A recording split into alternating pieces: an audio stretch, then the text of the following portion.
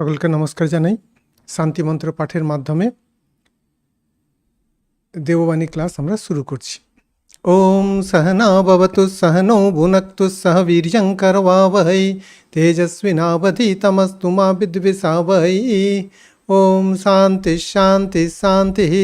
ওম সন্নো মিত্র সংবরুণঃ সন্নো ভবত্বর্য়মা সন্ন ইন্দ্রো বৃহস্পতিঃ সন্নো বিষ্ণুরুক্রমঃ। নমো ব্রহ্মণে নমস্তে वायो त्वमेव प्रत्यक्षं ब्रह्मासि त्वामेव प्रत्यक्षं ब्रह्म वदिष्यामि ऋतं वदिष्यामि सत्यं वदिष्यामि तन्मामवतु तद्वक्तारमवतु अवतु माम् अवतु वक्तारम्। ॐ शान्ति शान्ति शान्तिः। ॐ भद्रं कर्णेभिः शृणुयाम देवाः भद्रं पश्येमाक्षवीर्यजत्राः स्थिरैरङ्गैस्तुष्टुवागं सस्तनूभिः व्यसेम देवैतं यदायुः। स्वस्ति न इन्द्रो वृद्धश्रवाः स्वस्ति न पूषा विश्ववेदाः स्वस्ति नस्त्राक्षो अरिष्टनेमिः स्वस्ति नो बृहस्पतिर्दधातु। ॐ शान्ति शान्ति शान्तिः। ओम वांग मे मनसि प्रतिष्ठिता मनो मे वाचि प्रतिष्ठितम् आविराविर्मयेधि वेदस्य मणिस्थः श्रुतं मे मा प्रहासीः अनेनाधीतेनाहोरात्रान् संदधामि ऋतं वदिष्यामि सत्यं वदिष्यामि तन्मामवतु तद्वक्तारमवतु अवतु माम् अवतु वक्तारम् अवतु वक्तारम्। ओम शांति शांति शांति। ओम पूर्णमदः पूर्णमिदं पूर्णात् पूर्णमुदच्यते पूर्णस्य पूर्णमादाय पूर्णमेवावशिष्यते। ओम शांति शांति शांति। ओम गणानां त्वा गणपतिगं हवामहे कविं कवीनामुपमश्रवस्तमं ज्येष्ठराजं ब्रह्मणां ब्रह्मणस्पतान शृण्वन्नोतिभिस्सेदसादनं महागणपतये नमः। ओम हंस हंसाय विद्महे परमहंसाय धीमहि तन्नो हंस प्रचोदयात्। ओम नमो हिरण्यबाहवे हिरण्यवर्णाय हिरण्यरूपाय हिरण्यपतये अंबिकापतये उमापतये पशुपतये नमो नमः। ऋतगं सत्यं परं ब्रह्म पुरुषं कृष्णपिङ्गलम् ऊर्ध्वरेतं विरूपाक्षं विश्वरूपाय वै नमो नमः।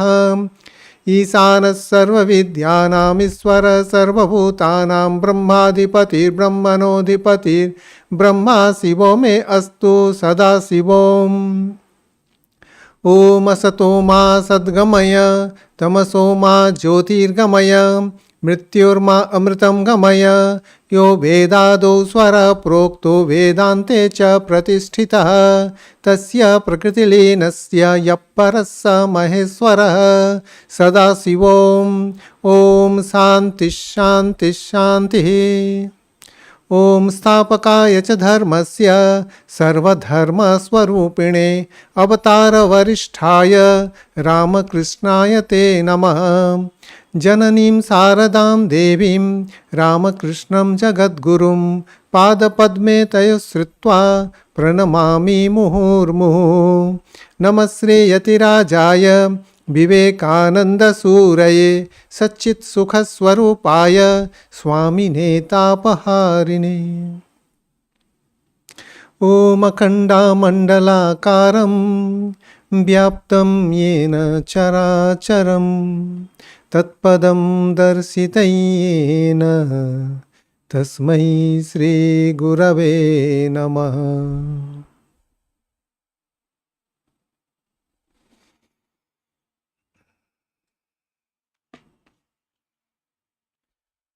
स्वामी विवेकानंदेर बाणी और रचना चतुर्थ खंड देवबाणी आमार बोये पेज नम्बर 197। আগের দিনে আমরা আলোচনা করেছিলাম আমরা বদ্ধ এই ধারণাটাই ভুল। তা স্বামীজি এখানে তার শিষ্যদের যে জ্ঞানযোগ এবং ভক্তিযোগ যে আছে, সে শুদ্ধা ভক্তি এবং যে জ্ঞানযোগের কথা আছে সেটাই বলছেন। আর এটা হচ্ছে তার স্পেশাল ইনস্ট্রাকশন, এখানে এই নয় যে সামনে বিশাল জনতা আছে তাদের কিছু বলছেন। এটা হচ্ছে অনেকটা ঘরোয়া লেকচারের মতো স্বামীজি তাদেরকে বলছেন। আর এটা হচ্ছে যে তাদের আধ্যাত্মিক উন্নতির জন্য বলছেন, এটা শুধুমাত্র বক্তৃতা নয়, আধ্যাত্মিক উন্নতির জন্যই এই কথাগুলো বলছেন। এর মধ্যে আপনি গীতা, উপনিষদ, বাইবেল, নারদীয় ভক্তিসূত্র বা অন্যান্য শাস্ত্রের যে সার, সেটা আপনারা এখানে পেয়ে যাবেন।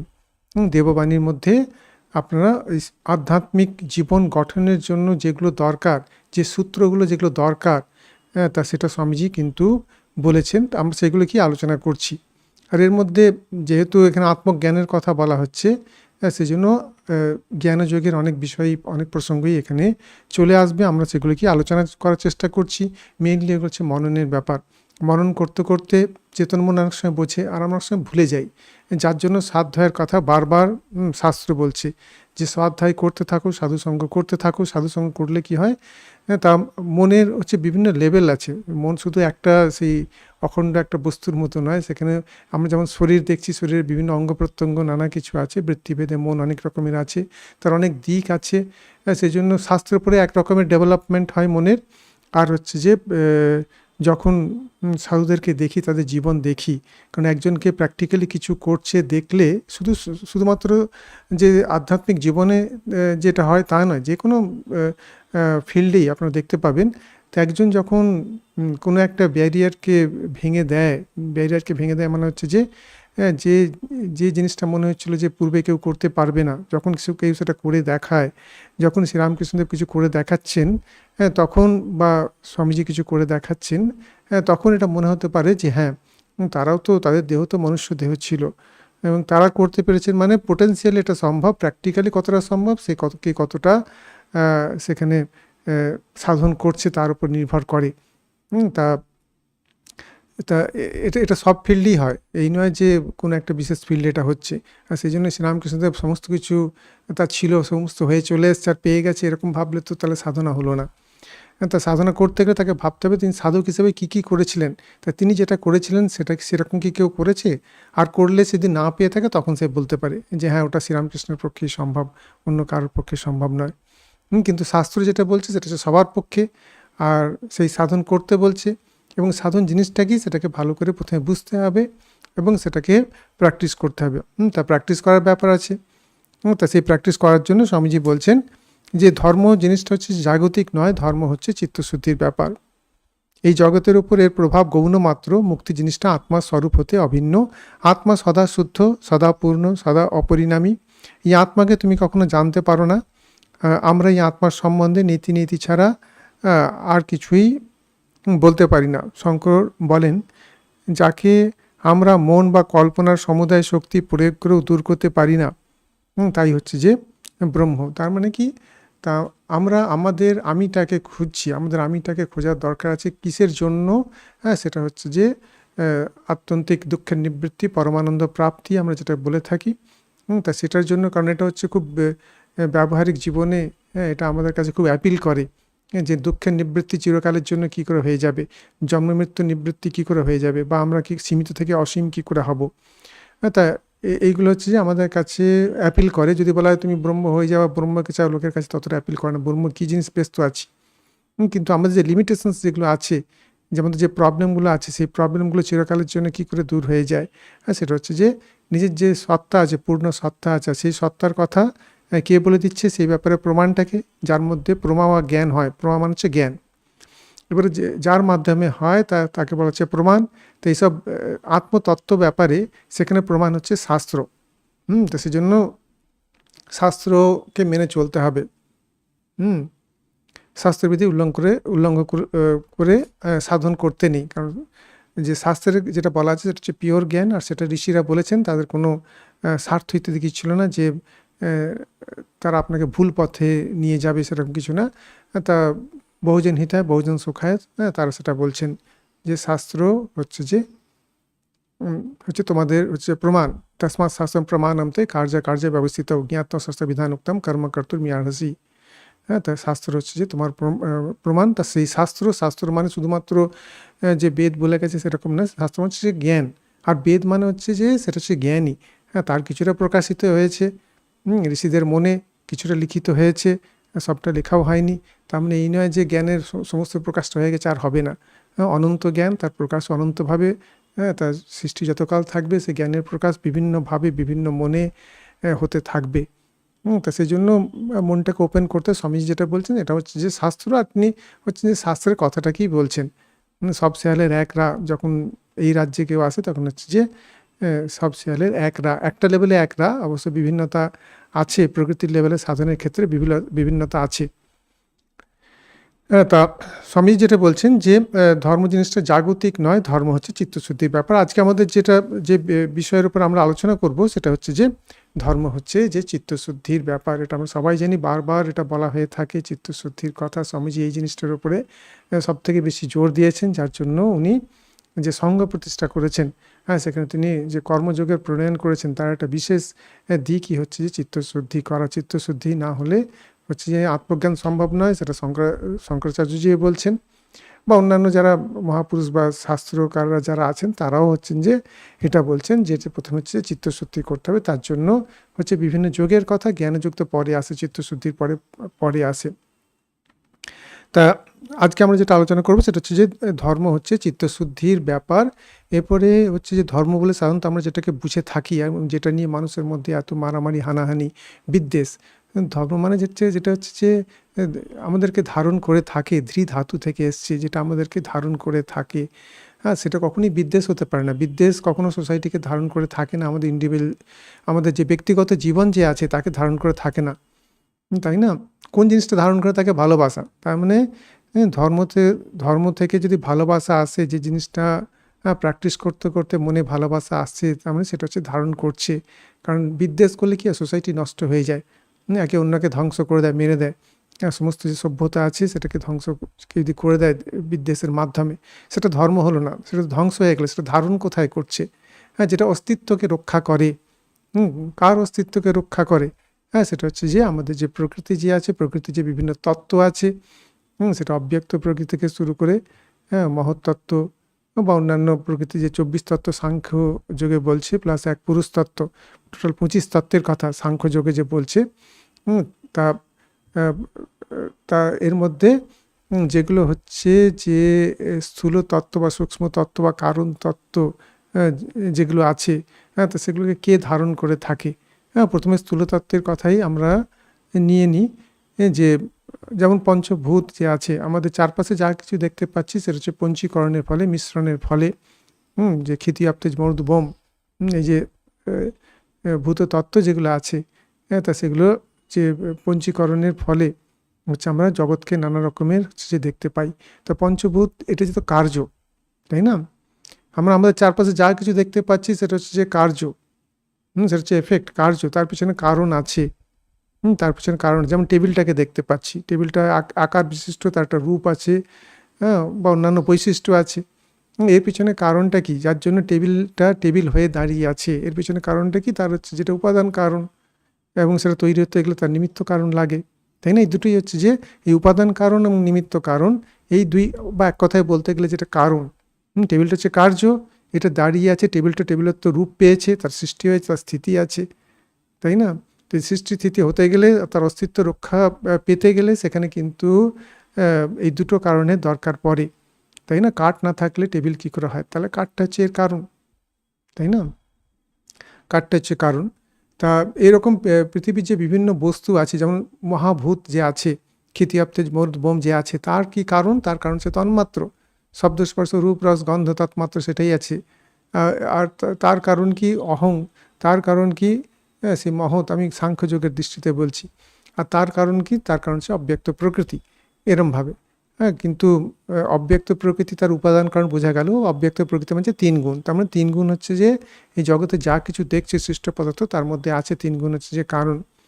হ্যাঁ, কিন্তু 3 গুণ থাকলে কি জগৎ সৃষ্টি হয়ে যায়? মাটি থাকলেই, কাদামাটি থাকলেই কি সেটা ঘট, থালা, মাটির গ্লাস ইত্যাদি হয়ে যায়? সেখানে নিমিত্ত কারণও থাকতে হয়, তাই না? কুমোর বা যে লোকটি তৈরি করছে এবং তার যে ইনস্ট্রুমেন্ট যেটা লাগছে, সমস্তটাই হচ্ছে যে দরকার পড়ে। হ্যাঁ, তেমনি ঈশ্বর যে আমাদের যে চৈতন্য তত্ত্ব যে আছেন, হ্যাঁ, সেই চৈতন্য তত্ত্বের উপস্থিতিতে তিনি হচ্ছেন যে নিমিত্ত কারণ, যোগের দৃষ্টিতে পুরুষ তত্ত্ব যে আছে তার উপস্থিতিতে প্রকৃতি হচ্ছে নানা রকমের জিনিস সৃষ্টি করছে। ক্রমশ মূল কারণ, উপাদান কারণ তো 3 গুণ বা অব্যক্ত প্রকৃতি, তার থেকে ক্রমে ক্রমে বিভিন্ন তত্ত্ব সৃষ্টি হচ্ছে। অন্যান্য 23 তত্ত্ব যে আছে, অব্যক্ত প্রকৃতি 24তম তত্ত্ব। তা অন্যান্য যে 23 তত্ত্ব যেগুলো আছে, যেগুলো হচ্ছে ম্যানিফেস্টেশন, সেটা ক্রমশ স্থূলত্ব প্রাপ্ত হচ্ছে, ক্রমশ কার্যত্ব প্রাপ্ত হচ্ছে। কার্যকারণ সম্পর্কে এগুলো তৈরি হয়েছে। তার মানে যে কার্য যেগুলো রয়েছে জগতে, যা কিছু আমরা দেখতে পাচ্ছি সমস্তটা হচ্ছে কার্য, তার পিছনে একটা কারণ আছে যে সেটাকে রক্ষা করছে, অস্তিত্বটাকে রক্ষা করছে। তা সেই কার্য বা সেই তত্ত্বকে যে ধারণ করে থাকে, সেটাকে বলা হচ্ছে যে ধর্ম। বা সাধারণভাবে বলতে গেলে যেমন অগ্নির ক্ষেত্রে তার ধর্ম হচ্ছে অগ্নিত্ব, জলের ক্ষেত্রে জলত্ব, এরকমভাবে সাধারণভাবে আমরা বলে দিই। মানুষের ক্ষেত্রে মানবত্ব আমাদেরকে ধরে আছে। এবারে মানবত্ব বলতে কি, ঠাকুর বলছেন মান হুঁশ, যার মান সম্বন্ধে হুঁশ আছে। মান কি? আমি কে, তাই না? আমি কে এই সম্বন্ধে যার হুঁশ আছে। আমি কে বললে, আমি যদি শরীর হয়ে যাই তাহলে সে এক রকমের হুঁশ হলো। হ্যাঁ, আমি যদি সূক্ষ্ম শরীর হয়ে যাই আর এক রকমের হুঁশ হলো। আমি যদি কারণ শরীর হয়ে যাই তাহলে আর এক রকমের হুঁশ হলো। হ্যাঁ, তো এরকমভাবে আমরা মানুষ তো ঠিক আছে, কিন্তু এই যে আমাদের যে অস্তিত্ব আছে সেটা কে ধরে রেখেছে? এই স্থূল শরীর বললে সেটাকে কে ধরে রেখেছে? তার যে সূক্ষ্ম তত্ত্ব যে আছে, তন্মাত্র ইত্যাদি, তাই না? আমি যদি বলি আমি হচ্ছে যে অন্তঃকরণ, মন, বুদ্ধি, চিত্ত, অহংকার, কারণ এগুলো কি স্থূল শরীর পড়ে থাকে, সূক্ষ্ম শরীরটা চলে যায়, এখান থেকে বেরিয়ে চলে যায়। হ্যাঁ, তা স্থূল জগতের ক্ষেত্রে, জড় জগতের ক্ষেত্রে সেটা আমরা একভাবে দেখলাম। সেখানে স্থূল বস্তু আছে, হ্যাঁ, সেখানে হচ্ছে তন্মাত্র ইত্যাদি আছে, সূক্ষ্ম কারণ যে আছে, বেদান্ত দৃষ্টিতে সমস্ত কিছুই যে আছে, অন্তঃকরণ সেটাও সৃষ্টি হচ্ছে যে সূক্ষ্ম মহাভূত থেকে, তাই না?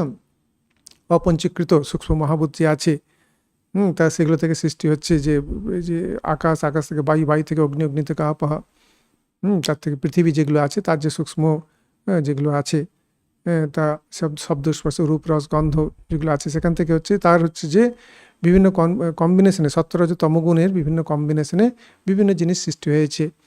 কিন্তু আমরা যেটাকে আমি বলছি, আমরা দেখেছি যে হ্যাঁ, মানুষের শরীর যখন চলে যায়, দেহত্যাগ যখন হচ্ছে, তখন হচ্ছে স্থূল শরীরটা হচ্ছে পড়ে থাকছে, সূক্ষ্ম শরীর হচ্ছে বেরিয়ে যাচ্ছে। সূক্ষ্ম শরীরটা কি? সেখানে প্রাণময়, মনোময়, বিজ্ঞানময় কোষ যেটা আছে। এবারে সেখানে সাধারণত আমরা ভাবি যে আমরা হচ্ছে যে মেনলি হচ্ছে মন, কারণ ভোগ যেটা হচ্ছে, অনুভব যেটা হচ্ছে, বা অহং যেটা আছে, সবটা হচ্ছে অন্তঃকরণে। অন্তঃকরণেই হচ্ছে যে এই পুরো জিনিসটা আমাদের হচ্ছে। আর তার উৎপত্তি স্থলটা কি, সেটাকে কে ধরে রেখেছে? অন্তঃকরণকে ধরে রেখেছে। তার থেকে যে সূক্ষ্ম অহং, আর তাকে কে ধরে রেখেছে? তার থেকে যে সূক্ষ্ম, হ্যাঁ, সেটা হচ্ছে যে বিশ্ববুদ্ধি যে আছে, হ্যাঁ, সেটাকে বেদান্তের ভাষায় হিরণ্যগর্ভ বলে, এখানে মহৎ বলছে। হ্যাঁ, তা সেটা ধরে রেখেছে, তাকে ধরে রেখেছে অব্যক্ত প্রকৃতি ধরে রেখেছে। বেদান্তের দৃষ্টিতে বলছে এক চৈতন্য তত্ত্বই আছে, তিনি হচ্ছেন যে বিভিন্ন রূপে প্রতিভাত হচ্ছেন। হ্যাঁ, তা সেরকম বলছে। আর সেখানে সেই প্রতিভাত হওয়ার পিছনে কারণটা কি? সেখানে বলছেন ব্রহ্মশক্তি যে আছে, হ্যাঁ, সেটা আমরা যেটাকে প্রকৃতি বলছি বা 3 গুণ বলছি। তা কিন্তু সেখানে একটাই পারমার্থিক সত্যকে নিয়েছে, 2 সত্যকে সাংখ্য বেদান্তের মতো যে দুই তত্ত্ব আছে সেরকম নেয়নি। উপাদান কারণ আলাদা, নিমিত্ত কারণ আলাদা, সেরকম না নিয়ে হচ্ছে যে শুধুমাত্র বলছে যে এক হচ্ছে যে কারণ, তিনি উপাদান, তিনি নিমিত্ত, আর সেটা হচ্ছে চৈতন্য তত্ত্ব। তো এখানে পৌঁছাতে হবে কোথায়? এই যে যেটা বলছি ধর্ম কিসের জন্য, লক্ষ্যটা কি? লক্ষ্যটা হচ্ছে যে এমন জায়গায় পৌঁছানো, হ্যাঁ, যেখানে হচ্ছে যে দুঃখ স্পর্শ করতে পারবে না, সেখানে প্রকৃতির দাস হয়ে থাকবে না, প্রকৃতিকে পুরোটা কন্ট্রোল করতে পারবো। তা সেই অবস্থায় পৌঁছানো, সীমিত থেকে কি করে অসীম হব, তাই না? সেই জায়গায় পৌঁছানো ধর্ম হচ্ছে যে, সেই জন্যই লোকে গ্রহণ করে। কিন্তু ধর্ম বলতে সাধারণত আমরা 2 রকমের অর্থ বুঝি। ধর্ম হচ্ছে রিলিজিয়ান, ধর্ম হচ্ছে স্পিরিচুয়ালিটি। এবার রিলিজিয়ান বললে সেখানে অনেক কিছু চলে আসে, সেখানে কি খাবেন না খাবেন, এ বলছে এই খাও, ও বলছে ওই খাও, নানা কিছু বলা হচ্ছে। গীতার ক্ষেত্রেও উভয় ভাব করেনি, তিনি এখানে সত্যরজতম 3 গুণের বেসিসে তিনি ভাগ করেছেন। সে বিভিন্ন জিনিসকেই 3 গুণের বেসিসে ভাগ করেছেন। আর সেটা হচ্ছে যে খুব সাইন্টিফিক, কারণ প্রত্যেকটা জিনিসের উপাদানের ক্ষেত্রে সেই 3 গুণই আছে। হ্যাঁ, সেখানে সেই 3 গুণকে নিয়েই হচ্ছে চলতে হবে। চিত্তশুদ্ধির ক্ষেত্রে সেখানে 3 গুণটাকেই আমরা হচ্ছে যে গ্রহণ করব। কিন্তু সাধারণভাবে ধর্ম বলতে আমরা কি বুঝি? যে তুমি কি পোশাক পরবে, তুমি দাড়ি রাখবে কি রাখবে না, টুপি পরবে কি পরবে না, হ্যাঁ, খালি গায়ে থাকবে না, কিছু জামা গায়ে দেবে, হ্যাঁ, বা কী ধরনের তুমি মালা পরেছো, কী ধরনের তুমি টিকা লাগিয়েছো, কী ধরনের চিহ্ন লাগিয়েছো, কত রকমের কী ধরনের মন্ত্র উচ্চারণ করছো, তুমি কোন সম্প্রদায়, নানা কিছু আমরা বলতে থাকি। হ্যাঁ, তা আর সেখানে কী ধরনের খাওয়া দাওয়া করছো, কতবার করে জপ করছো, কতবার কী পূজা করছো, কাকে পূজা করছো, কীভাবে পূজা করছো, হ্যাঁ তাই না? সেখানেও আছে হাজার রকমের ভ্যারাইটি, অনন্ত রকমের ভ্যারাইটি হতে পারে সেখানে। কিছু তো আমরা জানি, কিছু জানি না। তো এটা হচ্ছে কর্মকাণ্ডের দিক, যেটাকে আমরা সাধারণত ধর্ম বলে আমরা গ্রহণ করে থাকি। সেখানে মেনলি হচ্ছে যে ফিজিক্যালি আমরা অনেক কিছু করে থাকি, হ্যাঁ, স্নান করছি, উপবাস করছি, এখানে যেতে হবে, তীর্থ করছি, নানা কিছু করতেছি, এটাকে আমরা ধর্ম বলে থাকি। এটা হচ্ছে ধর্মের বাহ্য দিক। এটা হচ্ছে বাহ্য দিক, এটা হেল্প করে। যেমন হাঁটতে গেলে বাচ্চাদের ক্ষেত্রে ওয়াকার বা যেগুলো থাকে সেগুলো হেল্প করে মাত্র, তাই না? বা প্রথম সাইকেল চালাতে গেলে কেউ একজন আপনার পাশে দৌড়াচ্ছে যাতে পড়ে না যায়, তোমার ধরে রাখছে কিছু, হ্যাঁ, সেটা হেল্প করে মাত্র। প্রথম এই হেল্পের দরকার পড়ে। তো এগুলো ধর্মের হচ্ছে মূল জিনিস না, এটা হচ্ছে বাহ্য জিনিস। এগুলো না থাকলেও ধর্ম টিকে থাকে। ধর্ম জিনিসটা অন্য। এগুলো যদি আপনাকে ধরে রাখে, আপনি যদি কারণ এগুলোর সঙ্গে হচ্ছে যে মনের যোগ আছে। আমি যদি ধরে নিই এই কালারটার সঙ্গে আমার মনের ত্যাগের যোগ আছে, সেখানে আমি রিলেট করলাম এই কালারের সঙ্গে মনের, এই কালারটা দেখলে তখন ত্যাগের ভাব জাগছে। বা সাধারণত কালারের একটা সেখানেও একটা সায়েন্স আছে, কালারের সায়েন্স আছে। কালার থেরাপি, যেটা সেই ন্যাচারোপ্যাথি এগুলোতে করানো হয়। তো সেখানেও যে এমনি কালারের এফেক্ট মনের উপর আছে, এর সঙ্গে ধর্মের কোনো সম্পর্ক নেই। কালারের এফেক্ট আমরা যেটা প্রচলিত ধর্মের কথা বলছি তার সঙ্গে কোনো সম্পর্ক নেই। একটা কালারের এফেক্ট মনে আছে। তা প্রকৃতির ক্ষেত্রে সেখানে কিছু নিয়ম কিছু কাজ করে, হ্যাঁ, তো সেটা হচ্ছে ইনবিল্ট কিছু নিয়ম থাকে, আর কিছু হচ্ছে আরোপিত থাকে। আপনি আরোপ করতে পারেন, এই রঙটাকে দেখলে আমি আনন্দ পাবো, সেখানে আপনি আরোপ করছেন। বা এই রঙটাকে দেখলে আমার বৈরাগ্য জাগবে, নিয়ে আপনি আরোপ করছেন। বা এই খাবার খেলে আমার মন শুদ্ধ থাকবে, আপনি সেটাকে আরোপ করছেন। বা মনে মনে ভাবছেন আমি যদি এই নিরামিষ খাই তাহলে আমার হচ্ছে মন শুদ্ধ থাকবে। বা অন্যরা বিপরীতরাও ভাবতে পারে, হ্যাঁ, যে এটা করলে আমার মন শুদ্ধ থাকবে, এটা করলে আমার মনটা হচ্ছে যে মনে করব যে আমার আধ্যাত্মিক উন্নতি হচ্ছে। কেউ পশ্চিম দিকে মুখ করে ডাকলে সে ভাবছে আমার ঠিক করে সেই ঈশ্বরকে ডাকা হচ্ছে, অন্যজন ভাবছে পূর্ব দিকে বা উত্তর দিকে মুখ করে ডাকলে ঠিক মতো ডাকা হচ্ছে, তাই না? অনেকভাবে অনেক রকমের জিনিস করতে থাকে। সেগুলো বলবো না যে পুরোপুরি কিছুই দরকার নেই, কিন্তু সেগুলো বাহ্যিক দিক। হ্যাঁ, তো সেগুলো অনেক ক্ষেত্রে হেল্প করে। আর হেল্পের ক্ষেত্রে আমি বললাম সেখানে মনের একটা প্রকৃতির একটা নিয়ম আছে, সেই নিয়মের জন্য সেই রঙের একটা এফেক্ট আছে। যেমন লাল রং বা অরেঞ্জ রং যেগুলো থাকে, বা হলুদ রং, সেগুলো হচ্ছে যে মনের ক্ষেত্রে মনকে উজ্জীবিত করে, অ্যাক্টিভেট করে দেয়, এক্সাইটেড করে দেয়। সেজন্য যারা তমগুণী আছে তাদের ক্ষেত্রে ঘরের কালার যদি লালতেই থাকে বা অরেঞ্জ কালার থাকে, সেখানে তাদের হচ্ছে যে অ্যাক্টিভিটি বাড়বে। আর যদি নীল রং থাকে সেখানে হচ্ছে মনটাকে শান্ত করে দেয়। সাদা রং থাকলে হচ্ছে মন হচ্ছে যে শান্ত হয়। তো এরকম কালারের বিভিন্ন রকমের এফেক্ট আছে, সেটা তো একটা দিক। আর সেগুলোর সঙ্গে যখন আমরা ধর্মকে যুক্ত করি, তা সেগুলোর সাহায্যে আমরা হেল্প পেতে চেষ্টা করি। সেগুলোর সাহায্যে কিছু অবশ্যই হেল্প হয়, হ্যাঁ। তা সেগুলো প্রথম দিকে হয়তো দরকার পড়ে, কিন্তু সেগুলোই ধর্ম, ওর বাইরে কখনোই যাব না। ক্লাস 1-এ যেটা পড়ছি, তা সেটাই হচ্ছে সব কিছু। ক্লাস 1-এ পড়ে যেতে হবে। ক্লাস 1-এ পড়াটা কিসের জন্য? ক্লাস 2 এর জন্য। ক্লাস 2 এর পড়াটা কিসের জন্য? ক্লাস 3-র জন্য। এইভাবে ক্রমশ উত্তরণ হতে হবে। এক জায়গায় আটকে থাকলে হবে না। কিন্তু এখানে হচ্ছে যে এক জায়গায় পড়ে আছে, সেটাকে নিয়েই ধরে আছে, ওর বাইরে যাব না। এবং সেটাকে ঘিরে অনেকে আবার সে বিদ্বেষ, হিংসা নানা কিছু করতে থাকে। তখন বুঝতে হবে, হ্যাঁ, যেটা বিদ্বেষের জন্ম দিচ্ছে সেটা তো কখনোই ধর্ম নয়, সেটা অবশ্যই হচ্ছে যে অধর্ম। কারণ ধর্ম কখনোই হচ্ছে যে বিদ্বেষের জন্ম দেয় না। তো সেজন্য কিছু বেসিক জিনিস আছে, হ্যাঁ, যেগুলোকে মেনে চলতে। যোগের ক্ষেত্রে দেখবেন সেটা হচ্ছে স্পিরিচুয়ালিটি কথা বলে, রিলিজিয়ান নয়, স্পিরিচুয়ালিটি। আর স্পিরিচুয়ালিটি শুরু হচ্ছে কী নিয়ে? মন নিয়ে। শেষ কথা হচ্ছে মনকে নিয়ে। যেখানে মনের শেষ সেখানে হচ্ছে যে যে স্বরূপে অবস্থানম, তদাদর্শ স্বরূপে অবস্থানম। আর মনের শেষ কোথায়? সেখানে যেখানে চিত্তবৃত্তি, যেখানে নিরোধ হচ্ছে, তখন এইসব জিনিস চলে আসে। পুরো যে যোগ যেটা আছে সেটা হচ্ছে যে সায়েন্স অফ স্পিরিচুয়ালিটি। কেউ যদি স্পিরিচুয়াল হতে চায়, ঠিক আধ্যাত্মিক জীবন যদি কেউ যাপন করতে চায়, অবশ্যই তাকে যোগের, পতঞ্জলি যোগ যে আছে, অবশ্যই তাকে কিন্তু জানতে হবে। বেদান্ত অনেকটা উঁচু লেভেল থেকে শুরু করছে, সেটা হচ্ছে একটা উচ্চ অধিকারীদের জন্য। কিন্তু যারা প্রথম থেকে যারা শুরু করতে চায়, যারা এই সায়েন্সটাকে বুঝতে চায় কীভাবে কাজ করছে, আর সায়েন্সটা হচ্ছে যে মনের সঙ্গে যুক্ত হয়েছে, এখানে মন কি কাজ করছে, মনেতেই হচ্ছে আমরা বদ্ধ, মনেতেই হচ্ছে যে মুক্ত। মনো এব মনুষ্যানাম কারণম বন্ধ মোক্ষেয় বন্ধায় বিষয়াসক্তম মুক্তেই নির্বিষয়ম স্মৃতম। খুব সুন্দর কথা বলছেন, যে আসক্ত হচ্ছে যে মনটা, সেটা হচ্ছে যে বিষয়ী মন, সেটা হচ্ছে বদ্ধ মন। আর আর কিসে আসক্ত হচ্ছে? প্রকৃতিতে আসক্ত হচ্ছে, যেটা আমার নিজস্ব সত্তা নয়, তাতে আসক্ত হচ্ছে। সেই আসক্তি শুরু হয়েছে, বেসিক আসক্তি শুরু হয়েছে যে এক ভ্রান্তিবশত, অবিদ্যাবশত। আর সেটা হচ্ছে যে আমাদের বুদ্ধি যে আছে, বুদ্ধি হচ্ছে প্রকৃতি, প্রকৃতি হচ্ছে ব্যাকৃতি। আর প্রত্যেকটা যে তত্ত্ব আছে, বুদ্ধি তত্ত্ব আছে, মনোতত্ত্ব আছে, ইন্দ্রিয় তত্ত্ব আছে, আর তন্মাত্র তত্ত্ব আছে, মহাভূত তত্ত্ব আছে, তার মধ্যে বিভিন্ন রকমের ভাগ থাকতে পারে। এই যেমন অগ্নি আছে, জল আছে, স্থূল অগ্নির কথা বলছি যেটা ব্যবহারযোগ্য, ইন্দ্রিয় গ্রাহ্য যে অগ্নি আছে, জল আছে, অন্যান্য যে বস্তু, বিভিন্ন বস্তু আছে, তা সেগুলোর যে অস্তিত্ব, সেটা অস্তিত্ব যার জন্য রক্ষিত হচ্ছে সেটা হচ্ছে যে ধর্ম। আর সেটাকে তোয়া দিয়ে, অগ্নির তোয়া, জলের তোয়া, তো এইগুলো দিয়ে আমরা রিপ্রেজেন্ট করে থাকি। তা সেই জিনিসটা না থাকলে হচ্ছে ওটা থাকবে না। সেই জিনিসটাকে আমরা ধর্ম বলি। তো সেটাকে তো আমাদের জানতে হবে, সেটা রক্ষা করতেই হবে। আমরা মানুষ হিসেবে নিজের এক্সিস্টেন্স যদি রক্ষা করতে চাই, তখন আমাদের জানতে হবে মানবত্বটা কী জিনিস, সেখানে পশু মানুষটা কী জিনিস, সেখানে মানুষটা কী জিনিস, সেখানে দেব মানুষটা কী জিনিস। 3 রকমের মানুষের কথা আমরা বলতে পারি মানবত্ব যদি বলে থাকি। মানবত্বের কথা যদি আমরা ভাবি, সেখানে পশু মানুষ মানে সেখানে হচ্ছে তমগুণ। শরীর আসে চলে যায়, সেটা আমরা সবাই জানি।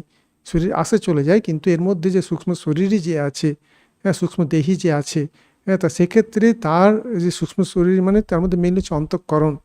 অন্তঃকরণের মধ্যে প্রাণ তো থাকবেই, একটা জিনিস কাজ করছে মানে সেখানে প্রাণ থাকে।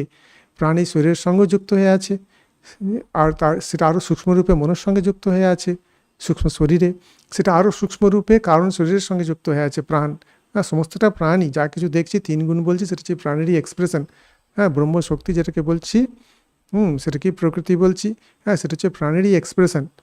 তিনি শক্তিস্বরূপ, আর তিনি হচ্ছেন যে সেই এই যে নানা রকমের নামরূপ যেটা আছে, নামরূপটা হচ্ছে তৈরি হচ্ছে, তা মন বা অন্তঃকরণ যেটা বলছি সেটা হচ্ছে নামরূপ। তার ধর্ম হচ্ছে যে এই মন যেটা আছে সেটা কি করে ধারিত থাকবে, তার অস্তিত্ব কি করে রক্ষা হবে। অস্তিত্ব রক্ষা মানে হচ্ছে যে যেভাবে রক্ষা পেলে তার পিওর ফর্মটাকে পেতে পারি, সেটাও হচ্ছে ধর্ম। আর হচ্ছে তার বাইরেও কী করে যেতে পারি, যেখানে আমরা অসীমত্বকে অনুভব করব। তা প্রথম স্টেপ না হলে পরের স্টেপটা সাধারণত হয় না। তা প্রথম স্টেপটা হচ্ছে যে মনটাকে শুদ্ধ করা। মন হচ্ছে এমনিতেই হচ্ছে যে সূক্ষ্ম মহাভূত বেদান্তের দৃষ্টিতে, বা অহং বা সাংখ্য যোগের দৃষ্টিতে অহং থেকে, অহংয়ের সত্ত্বগুণ থেকে, বা যে সূক্ষ্ম মহাভূত যে আছে তার হচ্ছে সত্ত্বগুণ থেকে, মন বুদ্ধি চিত্ত অহংকার যে অন্তঃকরণ যে আছে সেগুলো হচ্ছে যে সৃষ্টি হয়েছে।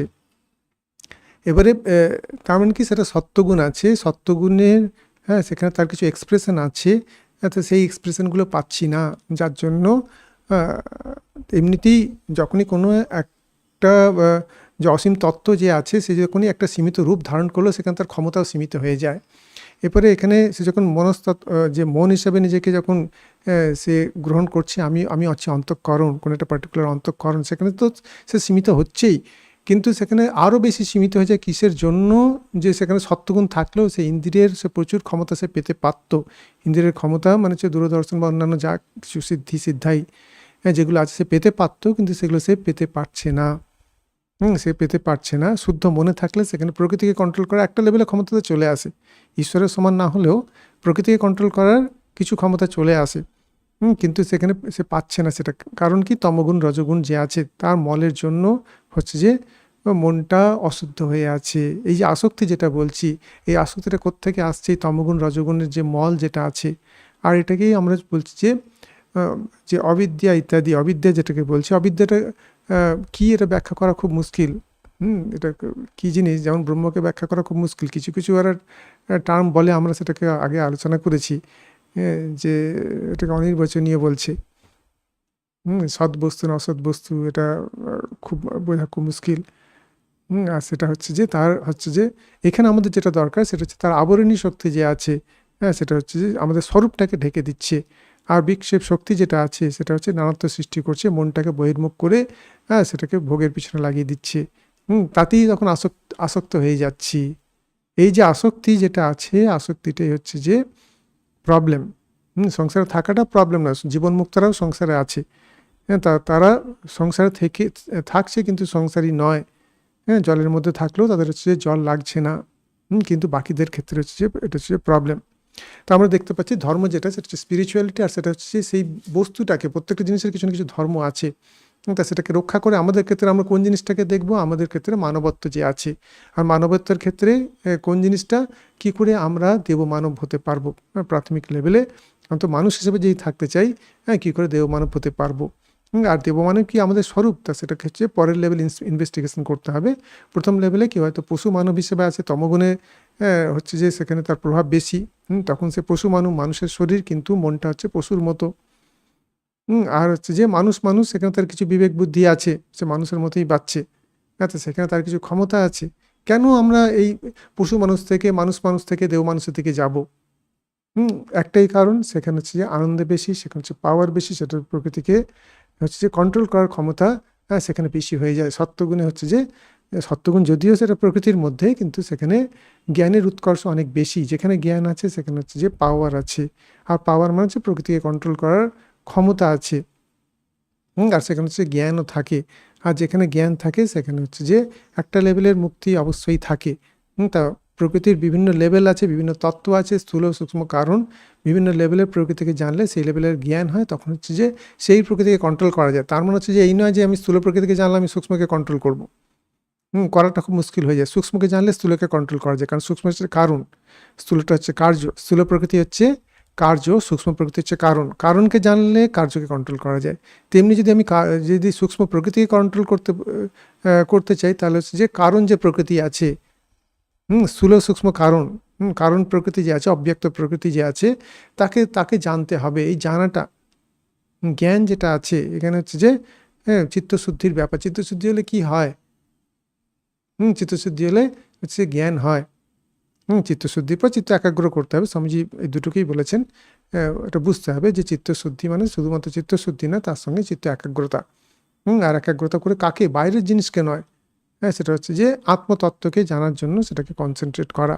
তো এটা ব্যাপার। তো আমরা প্রথমে জানলাম কি ধর্মটা, কি ধর্মটা সেটা হচ্ছে স্পিরিচুয়ালিটি। আর সেটা হচ্ছে যে রিলিজিয়ান বলে বাহ্য যে ব্যাপারটা আছে, সেটা কিন্তু না, সেটা তার কোর নয়, সেটা বাহ্য দিক, সেটা বাহ্যিক কিছু দিক। সেটাকে চলে গেলেও হচ্ছে আমি থাকি, যেমন আমি টুপিটা পরে আছি, এটা বাহ্যিক দিক, এটা খুলে দিলেও আমি থাকবো। তেমনি কিছু বাহ্যিক দিক থাকে, সেগুলো অনেক হেল্প করে, সেগুলোর দরকার নেই তা নয়। যারা প্রাথমিক লেভেল আছে অবশ্যই দরকার আছে, সেখানে মন্দিরের দরকার আছে, সেখানে পূজার দরকার আছে, যজ্ঞের দরকার আছে, অন্যান্য যে ক্রিয়াকর্ম যেগুলো করা হয় কর্মকাণ্ড, সেটাই দরকার আছে। কিন্তু সেটাই সব নয়, অনেকে সেটাকে নিয়েই পড়ে থাকে, তারপরেও আছে। আর সেটা কে বলছে? সেটা বেদে বলছে, আমি বলছি না। সেটা বেদে বলছে। কর্মকাণ্ডের পর উপাসনার কাণ্ডের কথা বলছেন, ধ্যানকাণ্ডের কথা বলছেন, তারপরে হচ্ছে যে জ্ঞানকাণ্ডের কথা বলা হচ্ছে। তা চিত্তশুদ্ধি হলে এই তিনটে লেভেলেই কিন্তু করতে হবে। তা আমরা দেখলাম যে ধর্ম যেটা, ধর্মটা কার সঙ্গে রিলেটেড? ধর্মটা হচ্ছে যে অন্তঃকরণের সঙ্গে রিলেটেড।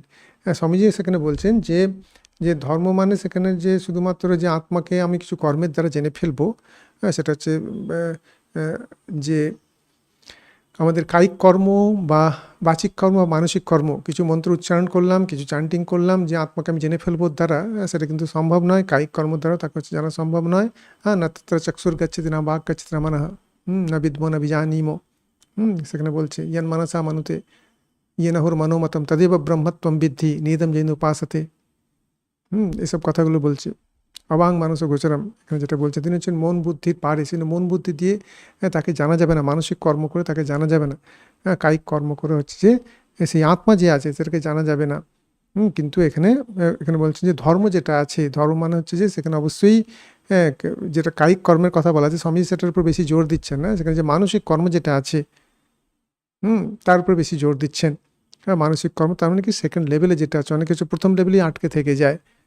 যে এত নাম জপ করবো, এতটা ইয়ে করবো, অনেকে দেখবেন বিভিন্ন রকমের চাকা ঘোরাতে থাকছে, সেই ধর্মের চাকা, নানা কিছু করতে থাকে। প্রত্যেকটারই কিছু ভালো দিক আছে, আমি বলবো না যে এটা খারাপ দিক, কিন্তু তার উঁচু লেভেলে উঠতে হবে।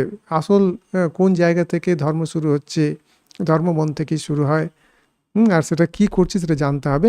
সেটা শরীর রিলেটেড নয়, শরীর রিলেটেড আমি তীর্থে যাচ্ছি, নানা কিছু করছি, সেখানেও শরীর তীর্থে যাচ্ছে বটে, কিন্তু সেখানে হচ্ছে যে মন যে আছে, মনের উপর তার প্রভাব আছে। তাই না? কেউ যখন মন্ত্র জপ করছে, কেউ যখন পূজা করছে, যখন যজ্ঞ করছে, তার হচ্ছে প্রভাব হচ্ছে মনে আছে। কিন্তু সাধারণভাবে হচ্ছে যে শুধুমাত্র জড় বিষয়কে নিয়ে পড়ে থাকলে সেখানে কিন্তু আত্মজ্ঞান হয় না। সেটা প্রাথমিক লেভেলে কিছু উন্নতি হয়, হ্যাঁ, ক্লাস 1-এ পড়ে থাকলে পিএইচডি হয়ে যায় না, বা ক্লাস 10-এর মধ্যে পড়ে থাকলে হচ্ছে পিএইচডি হয়ে যায় না। তারপর হচ্ছে এগোতে হয়। আর আত্মা যে আছে সেটাকেও হচ্ছে যে আমাদের যেটাকে ধর্ম বলছি তার দ্বারা পাওয়া সম্ভব নয়। সাধারণভাবে যেটাকে ধর্ম বলা হয়। তেমন ধর্ম জিনিসটা কার সঙ্গে যুক্ত হয়ে থাকে? সেটা হচ্ছে অন্তঃকরণের সঙ্গে যুক্ত হয়ে থাকে। এবং অন্তঃকরণের মধ্যে স্থূল সূক্ষ্ম কারণ অন্তঃকরণ আছে। মন যেটা আছে, জাগ্রত স্বপ্ন সুষুপ্তি অবস্থায়, সেখানে হচ্ছে স্থূল জগৎ, সূক্ষ্ম জগৎ, কারণ জগতের সঙ্গে যুক্ত হয়ে আছে। তার মানে কি, যখন কেউ এই ধর্মকর্ম করছে তখন তাকে কিন্তু এই তিনটে যে আমাদের যে অবস্থা আছে, তিনটে যে মন আছে, তিনটে অবস্থা মানে হচ্ছে তিনটে মন, তিনটে অহং যে আছে, সেই সেই তিনটে জিনিসের উপরে কিন্তু দেখতে হবে। যে এই তিনটে জিনিসের ধর্ম বলতে আমরা যেটা বুঝছি যে চিত্তশুদ্ধি ইত্যাদি, তো সেগুলো করতে হবে। আর স্বামীজির লক্ষ্যটা আত্মজ্ঞান প্রথমেই করেনি। প্রথমে লক্ষ্যটা খুব সুন্দর রেখেছেন যে চিত্তশুদ্ধি, সেখানে কর্মের এফেক্ট আছে। কারণ প্রথমে লোকে কর্ম করেই জানতে চায়। তুমি আত্মা সিম্পলি জানলেই তো হলো, কারণ সেটা হচ্ছে যে কর্মগম্য নয়। কর্ম হচ্ছে যে পরোক্ষভাবে সাহায্য করে, প্রত্যক্ষভাবে কিন্তু সেই জ্ঞান যে সাহায্য করে। আর জ্ঞান জানলেই হলো আমি আমি মুক্ত, আমি আত্মা, সেটা জানলেই হলো। কিন্তু সেই জানাটা সহজ নয়। সেটা জানতে গেলে তখন হচ্ছে যে চিত্তশুদ্ধি দরকার পড়ে। শুদ্ধ চিত্তের মাধ্যমেই হচ্ছে তাকে জানা যায়। শুদ্ধ মন, শুদ্ধ বুদ্ধি, শুদ্ধ আত্মা এক, তিনি বই কোনো কিছু শুদ্ধ নয়। সেখানে শুদ্ধতার কথা বলা হচ্ছে। আর শুদ্ধতাটা কোন লেভেলে? আমার শুধুমাত্র চেতন মন শুদ্ধ হয়ে গেছে, হ্যাঁ, তা সেটা শুদ্ধতার একটা দিক। আর সেখানে কিন্তু আরও অপেক্ষা আছে, যে সংস্কার মন যে আছে সেখানে কতটা শুদ্ধ হয়েছে, বা অচেতন মন যে আছে সেটা কতটা শুদ্ধ হয়েছে, সেই শুদ্ধতার উপর নির্ভর করে থাকে। তো এই একটা দিক। আর ধর্ম বলতে যদি স্পিরিচুয়ালিটি বোঝাই, বা যেটা আমাদের ধারণ করে আছে, কি ধারণ করে আছে, আলটিমেট যেটা কারণ। কারণ একটা কার্য দেখছি, তার কিছু কারণ আছে, আবার সেটা আবার কারোর সাপেক্ষে কার্য, তার কিছু কারণ আছে, হ্যাঁ, তার আবার কিছু কারণ আছে। আলটিমেট কারণটা কি? আলটিমেট কারণ হচ্ছে যে এই যে চৈতন্য তত্ত্ব যাকে বলছি, যেটা সচ্চিত আনন্দ বলছি, যেটা কোনো সময় বিষয় নয়, সেটা হচ্ছে সবসময় হচ্ছে বিষয়, সেটা অবজেক্ট নয়, সেটা হচ্ছে সবসময় সাবজেক্ট। হ্যাঁ, তো আলটিমেট গোল কি? যেটা স্পিরিচুয়ালিটি, সেটা হচ্ছে স্বরূপ অবস্থান। নিজের স্বরূপ যে আছে, চৈতন্য স্বরূপ যে আছে, সচ্চিত আনন্দ। একটা বস্তু যে আছে, এই যে অস্থি বলছি, এই টেবিলটা আছে, চেয়ারটা আছে, অন্য কিছু আছে, সমস্ত কিছুর পিছনে এই অস্থি যেটা আছে সেটা কিন্তু কমন। বা যে জ্ঞান হচ্ছে সেটা কমন। তা যে এই যে সৎ যাকে বলছি, সচ্চিত আনন্দ সৎ যেটা বলছি, অস্থি যেটাকে বলছি, তা সেটা হচ্ছে যে কমন, সেটা সব বস্তুর মধ্যেই আছে। তার মানে কি, সেটা ধরে রেখেছে। এই যে চৈতন্য তত্ত্ব যে আছে, সেই চৈতন্য তত্ত্বকে তাহলে জানতে হবে। ধর্ম মানে হচ্ছে সেই চৈতন্য তত্ত্বকে হচ্ছে ধরে থাকা, তাতে স্থিত থাকা, হ্যাঁ, স্বরূপে অবস্থানম, হ্যাঁ, সেটা হচ্ছে আলটিমেট হচ্ছে লক্ষ্য। তা এখানে আমরা যেটা দেখলাম যে ধর্ম যেটা হচ্ছে সেটা হচ্ছে জ্বর শরীরকে নিয়ে নয়। আবার হচ্ছে যে জ্বরকে নিয়ে ধর্ম হয় না। জ্বরকে নিয়ে মেতে থাকলে মন যদি জ্বরেরই চিন্তা করে, জ্বর হয়ে যায়। আবার যে চৈতন্য আছে সেটাকে বিষয় করা যাচ্ছে না। তাহলে কি করা যাবে? এখানে উপায়টা কি? ডাইরেক্টলি হচ্ছে যে চৈতন্য তত্ত্বকে বিষয় করে জানা যাচ্ছে না, মন শান্ত বিষয় করেই কোনো কিছুকে জানি। আর এটা হচ্ছে জানার ব্যাপার, হচ্ছে জ্ঞানের ব্যাপার। ধর্ম হচ্ছে মেনলি চিত্তশুদ্ধির ব্যাপার। ধর্ম হচ্ছে মেনলি হচ্ছে জ্ঞানের ব্যাপার। তা জ্ঞান, যেমন টেবিলটার জ্ঞান হলো, বা অন্য এটা স্থূল বস্তু, তেমনি সূক্ষ্ম বস্তুর জ্ঞান হচ্ছে। যত সূক্ষ্ম বস্তুর জ্ঞান হয় আমাদের সায়েন্সের সাহায্যে, টেকনোলজির সাহায্যে, তত হচ্ছে আমরা পাওয়ারফুল হতে থাকি। হ্যাঁ, এটা হচ্ছে সূক্ষ্মতম বস্তু যে আছে, আর সেটা হচ্ছে যে সেটা কখনই বিষয় নয়। এটা আর একটা প্রবলেম। এক তো সূক্ষ্মতম, আর একটা হচ্ছে যে বিষয় নয়। সেজন্য সেখানে জানতে গেলে সেখানে অন্য টেকনিক অ্যাপ্লাই করতে হয়।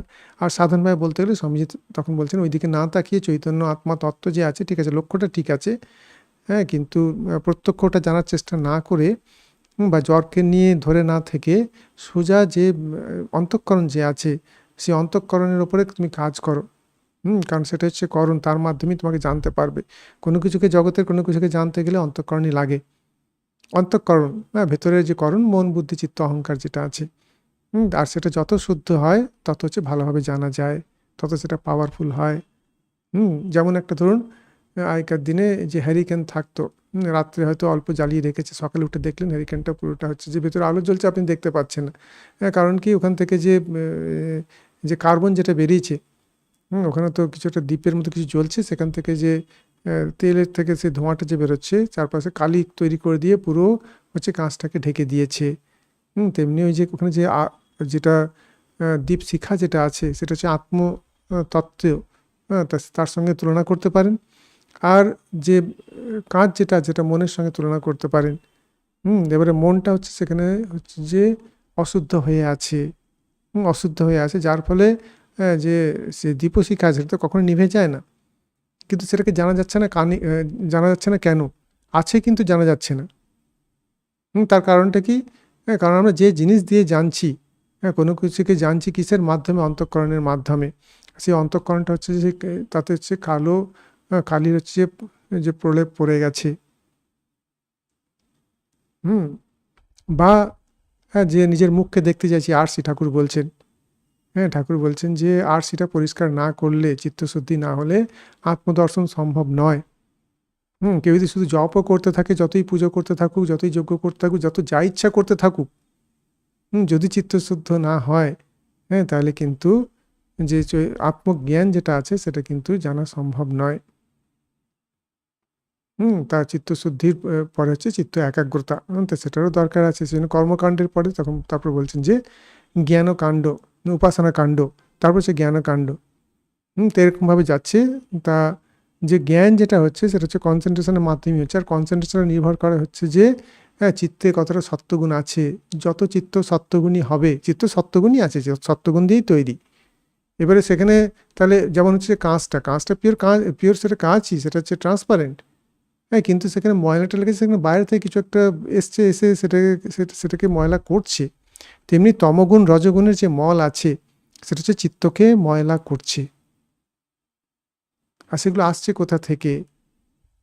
প্রথমে শুরু হচ্ছে যে অবিদ্যা থেকে, অস্মিতা যেটা হলো, অহং যেটা হলো, একটা তো সে পিওর অহং একটা আছে, কিন্তু তারপরে হচ্ছে যে তার যে অবিদ্যা কাম কর্ম, তার যে কামনা বাসনা যে আছে অবিদ্যাবশত, ক্রমে কিছু হয়তো সমনস্ক থাকে না, অন্য মনস্ক অবস্থায় কিছু হয়তো খারাপ কর্ম করলো, পাপ কর্ম করলো, তার থেকে যে সংস্কারগুলো তৈরি হচ্ছে, যে প্রারব্ধ যে তৈরি হচ্ছে, সেগুলো হচ্ছে যে তাকে ক্রমে তার একটা অন্য একটা আইডেন্টিটি তৈরি করে, একটা সেকেন্ডারি আমি তৈরি করে, কাঁচা আমি তৈরি করে। সেই কাঁচা আমিটাই হচ্ছে যে যথাবৎ দেখে না, বা তার যে কাম কাঞ্চন নাম যশ পাওয়ার, এই যেগুলো বলছি, এগুলো হচ্ছে তমগুণ রজগুণ থেকে এগুলো আসে। আর এগুলোর পেছনেই মানুষ চাইছে। তারা ধর্ম করে কিসের জন্য?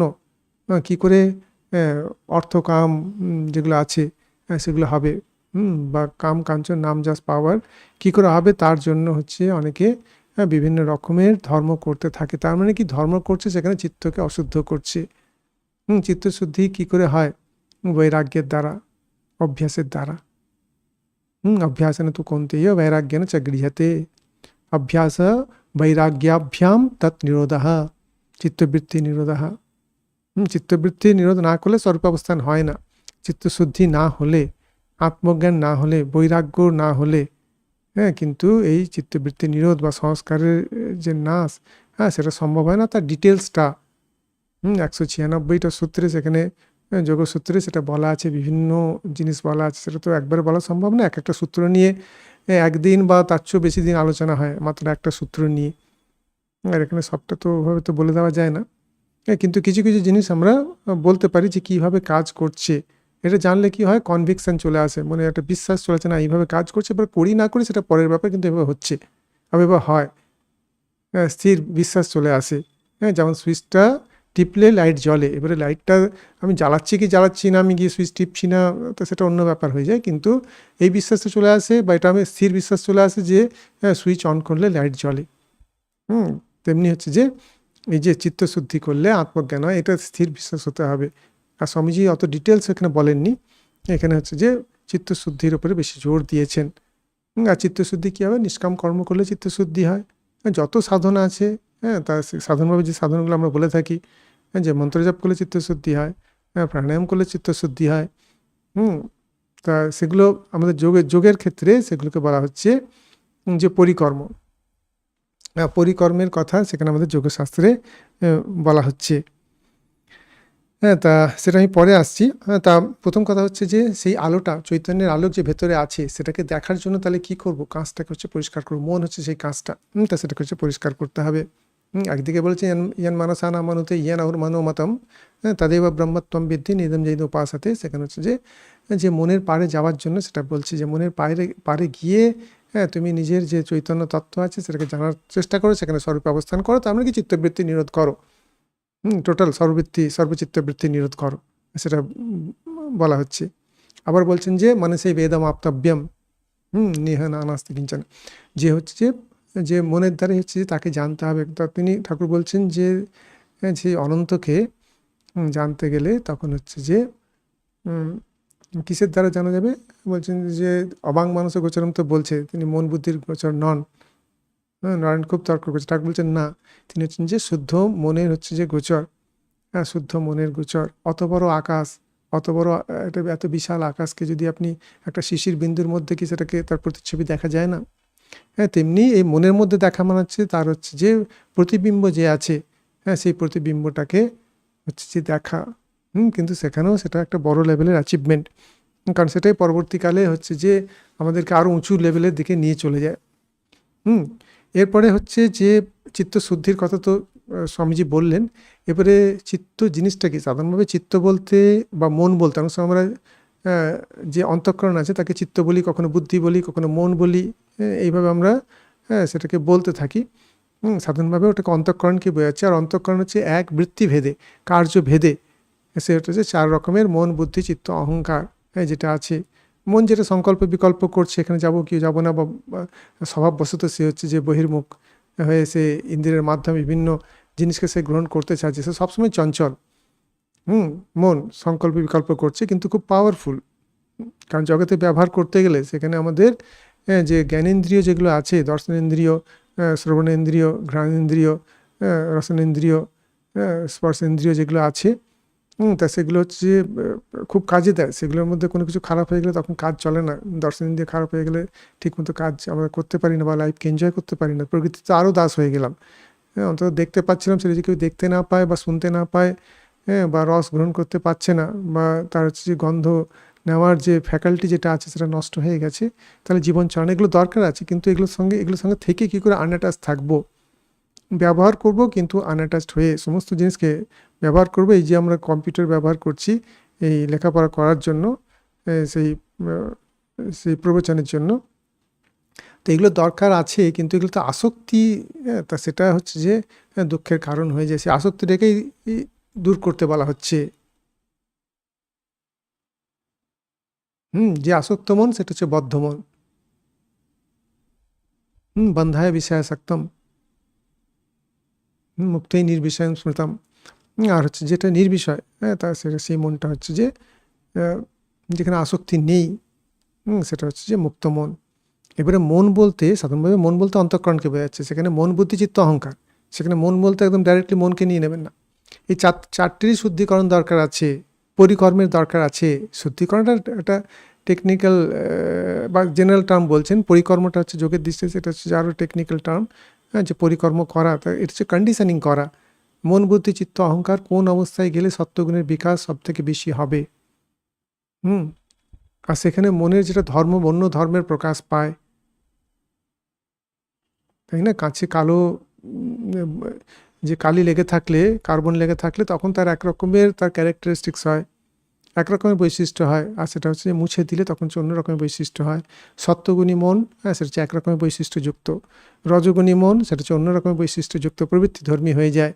জগতে নানা জিনিস চাই, বেশিরভাগ মন হচ্ছে যে রজগুণী, আর সেটা একদিক দিয়ে ভালো। তমগুণী মন হচ্ছে অন্তত ভালো। সে নানা কিছু চাইছে, সুখ বা বিলাসের জন্য নানা কিছু চাইছে, তা সেটা তমগুণী মনে হচ্ছে ভালো। কিন্তু সেখানে যেহেতু দুঃখ আছে, সেটা কেন ছাড়বো? যদি বিষয় থেকে সুখ পাই, তাহলে বিষয় কেন ছাড়বো? কিন্তু তার চেয়েও বেশি সুখ আছে যে, তা সেটাকে কে বলছে? শাস্ত্র বলছে সেটাকে যদি তুমি পাও, তাহলে তুমি কেন ছাড়বে না? অনেকে মিষ্টি খেতে ভালোবাসে, অন্যান্য জিনিস খেতে ভালোবাসে, সেটা ভালো কথা। কিন্তু যাদের প্রচুর পয়সা আছে তারা কি সবসময় হান্ডা হান্ডা মিষ্টি খেয়ে বেড়াচ্ছে? তারা তো ওসব খাচ্ছে না। তারা হয়তো যে যে লিকুইড স্পিরিচুয়ালিটি, মদ ইত্যাদি, স্পিরিট যে আছে লিকুইড, মদ ইত্যাদি পান করছে বা ড্রাগ ইত্যাদি নিচ্ছে। কেন নিচ্ছে? ড্রাগ তো আর সে খেয়ে তো আর পেট ভরছে না, তার টেস্টটা কি মিষ্টি বা অন্য কিছু টক? কিন্তু সেটা হচ্ছে যে মনে অবশ্যই আনন্দ দিচ্ছে। তার মানে কি লক্ষ্যটা কোথায়? আনন্দ পাওয়ার জন্য। তার লক্ষ্যটা যদি আনন্দ পাওয়ার জন্য, আনন্দটা কোথায় বেশি পাওয়া যায়? সত্ত্বগুণে পাওয়া যায়। যে চিত্তশুদ্ধি বলা হচ্ছে, সেটা হচ্ছে যে চিত্তকে সত্ত্বগুণে আনার জন্য আমরা করছি। এতে কি আমাদের তাহলে যে জাগতিক সুখ কম পড়ে যাচ্ছে? না, কম পড়ছে না। কারণ এখানে আমরা যেটা পাচ্ছি সেটা হচ্ছে সাধনের যেটা আনন্দ, সেটা হচ্ছেও বিষয় আনন্দ হচ্ছে লাখ গুণ বেশি হচ্ছে যে আনন্দ দেয়। যেমন সাধারণ খাবার হচ্ছে যে ড্রাগ ইত্যাদি আছে যারা গ্রহণ করে তাদের কাছে এটা হচ্ছে অনেক অনেক বেশি আনন্দ দেয়। সাধারণ খাবারের প্রতি তাদের অত ইন্টারেস্ট নেই, সামান্য খেয়ে শরীর রক্ষা করে। কিন্তু ড্রাগের প্রতি যেটা নেশা করছে তার প্রতি হচ্ছে যে প্রচণ্ড হচ্ছে আকর্ষণ আছে। কারণ কি? সেখানে আনন্দ পায়। তার মানে কি? তারা কিসের পিছনে ছুটছে? আনন্দের পিছনে ছুটছে। প্রত্যেকটা লোক আনন্দের পিছনে ছুটছে, প্রত্যেকটা জীব, প্রত্যেকটা পশু, প্রত্যেকটা যে পোকামাকড় বা অন্যান্য পাখি যা আছে সমস্ত কিছু প্রত্যেকটা সেই আনন্দের দিকেই যাচ্ছে। আনন্দটাকে ধরে রেখেছে। আনন্দ হচ্ছে বেশ। পুরো সমাজটাকে কে ধরে রেখেছে বা জীব জগৎকে কে ধরে রেখেছে? সেটা হচ্ছে আনন্দ। তাই না? প্রত্যেকেই আনন্দের পিছনে ছুটছে। আনন্দটাকে যদি সরিয়ে দেওয়া হয় প্রত্যেকের জীবন থেকে, কেউ বলবে আমার দরকার নেই, আমার জীবনের দরকার, আমি চাই না জীবন। তা আনন্দটা ম্যাক্সিমাম কোথায় পাওয়া যায় আর কীভাবে, তা সেটা কে বলে দেবে? যেমন সায়েন্স আমাদের অনেক কিছু বলে দিচ্ছে, জীবন সুবিধা হয়ে যাচ্ছে, তাই না? তেমনি হচ্ছে যে এই যে আমাদের শাস্ত্র যে আছে, শাস্ত্র বলে দিচ্ছে যে কিভাবে গেলে তুমি সেই আনন্দটা পাবে। আর এটা হচ্ছে অন্য কারোর উপর ডিপেন্ডেন্ট আনন্দ নয়। একটা আম খেলাম, আনন্দ পেলাম, বা একটা মিষ্টি খেলাম, আনন্দ পেলাম, তার মানে কি? আনন্দটা মিষ্টির উপর ডিপেন্ডেন্ট। মিষ্টিটা পেলে তবে আনন্দ পাচ্ছি, মিষ্টি চলে গেলে আনন্দ পাচ্ছি না। এখানে যেটা আছে, মন তো আছেই, কারণ মনকে আমি বলে গ্রহণ করেছি। আমি আছি মানে মন আছে, আমি হচ্ছি মন বা সূক্ষ্ম শরীর। তা সেখানে যদি সেটা শুদ্ধ হয়ে যায়, সবসময় হচ্ছে সে আনন্দটা উঠতে থাকে।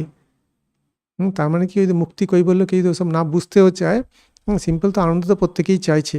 আর সেই আনন্দটা ম্যাক্সিমাম পাওয়া যায় হচ্ছে যে আমাদের এই মনটাকে শুদ্ধ করলে।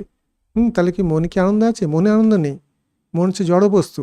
যেমন প্রকৃতির 3 গুণ আছে, তেমনি মন হচ্ছে যে 3 গুণ দিয়ে তৈরি, সেটাও জড় বস্তু। তাহলে সেখানে আনন্দটা পাচ্ছি কেন? কারণ সেখানে সত্ত্বগুণ আছে বলে সে চৈতন্য তত্ত্বকে সে প্রতিবিম্বিত করতে পারছে চৈতন্যাবাসের আলোকে। চৈতন্য হচ্ছে সচ্চিত আনন্দ। সেই আনন্দটার উৎসটা কোথায়? সেটা হচ্ছে চৈতন্য তত্ত্ব, আর সেটা হচ্ছে আমি। আমি মানে হচ্ছে যে যেটা হচ্ছে এই শরীর মন বুদ্ধির বাইরে সমস্ত নাম রূপের বাইরে যে তত্ত্ব আছে, সেটা বিষয় তত্ত্ব না, এগুলো সব হচ্ছে বিষয় তত্ত্ব। পঞ্চকোষ 3 শরীর হচ্ছে বিষয় তত্ত্ব। কিন্তু এর পারে যেটা আছে, যে তত্ত্ব আছে, আর সেই তত্ত্বটা হচ্ছে আমি। তা সেই তত্ত্বের প্রতি নেশা করা। লাটু মহারাজ বলছেন যে যে ঠাকুর আমাকে নেশা করা শিখিয়েছেন। ঠাকুর হুঁকো ইত্যাদি খেতেন। কেউ একজন জিজ্ঞেস করছে, ঠাকুর আপনাকে নেশা করতে শেখালেন? আর একটু মজা হয়তো করছিলেন, তার হয়তো একটু হয়তো মদের প্রতি সামান্য একটু মন এদিক ওদিক করতো।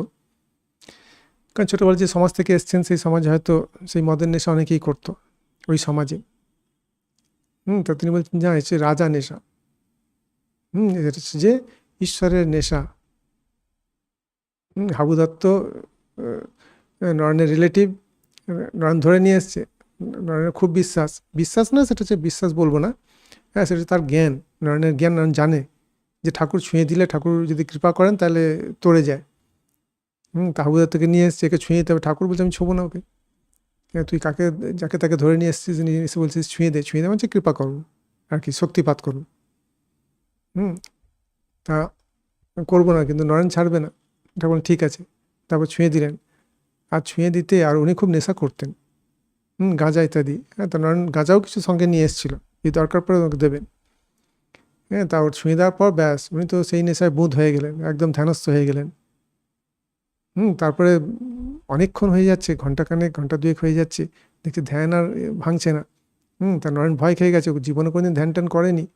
হাবু দত্ত এখানে এসে ঠাকুর ধ্যান হয়ে এত ধ্যান করছে, এবারে সমস্ত রক্ত যদি মাথায় ওঠে কি হবে না হবে, তিনি ভয় পাচ্ছেন। তিনি তখন তাকে জাগাচ্ছেন যে দাদা একটু গাঁজা টাজা করে দেবো, নেশা করবো? বলছেন না, আমি এই নেশায় বুঁদ হয়ে আছি। বলছেন এই নেশার তুলনায় ওই নেশাটা হচ্ছে ফিকে। এটা হচ্ছে রাজা নেশা। তো অ্যাকচুয়ালি সেখানে হচ্ছে আনন্দটা যেটা পাওয়া যায়, তারা হচ্ছে এই আনন্দটা পেলে ওই আনন্দটা চায় না। এই আনন্দটাকে জানো না বলে লোকে ওই আনন্দের দিকে যায়। আর এই আনন্দটাকে পাওয়ার চেয়ে শক্ত, একটু খাটতে হয়। কারণ এই আনন্দটা কোত্থেকে আসছে? মন থেকে আসছে। আর মন মানে কি? চিত্তশুদ্ধি হয়। ওখানে যে চিত্তশুদ্ধি হচ্ছে, ঠাকুর হয়তো টেম্পোরারি সেই আনন্দটাকে একটু পাইয়ে দিলেন। যেমন পুকুরে পানা আছে, একটু সরিয়ে সেখানে সেই জল এবং সূর্য বা সেই জলে যে সূর্যের যে প্রতিফলন, সেটা সামান্য জানা যায়। তেমনি চিত্তে যে চৈতন্য সূর্যের যে প্রতিফলন আনন্দরূপী, চৈতন্য সূর্যের যে প্রতিফলন কিছুটা দেখা গেল। তারপরে তো পানাতে আবার এই কামিনী কাঞ্চনী মায়া, সেই মায়ারূপ পানা যে আছে আবার ঢেকে দেয়, আর জানতে পারে না, এই ঢাকা পড়ে আছে। এই তমগুণে কামিনী কাঞ্চন হচ্ছে যে সেখানে রজগুণ তমগুণের যে সংস্কার বা যে প্রভাব বা যে বৃত্তি যেগুলো আছে সেগুলো মনকে সবসময় ঢেকে রেখেছে, পানা সবসময় ঢেকে রেখেছে। সেই পানাগুলোকে তুলে ফেলা, তা সেইগুলি হচ্ছে যে চিত্তশুদ্ধির ব্যাপার। সেখানে বৃত্তি শুদ্ধি আছে, সেখানে হচ্ছে যে সংস্কার শুদ্ধি আছে।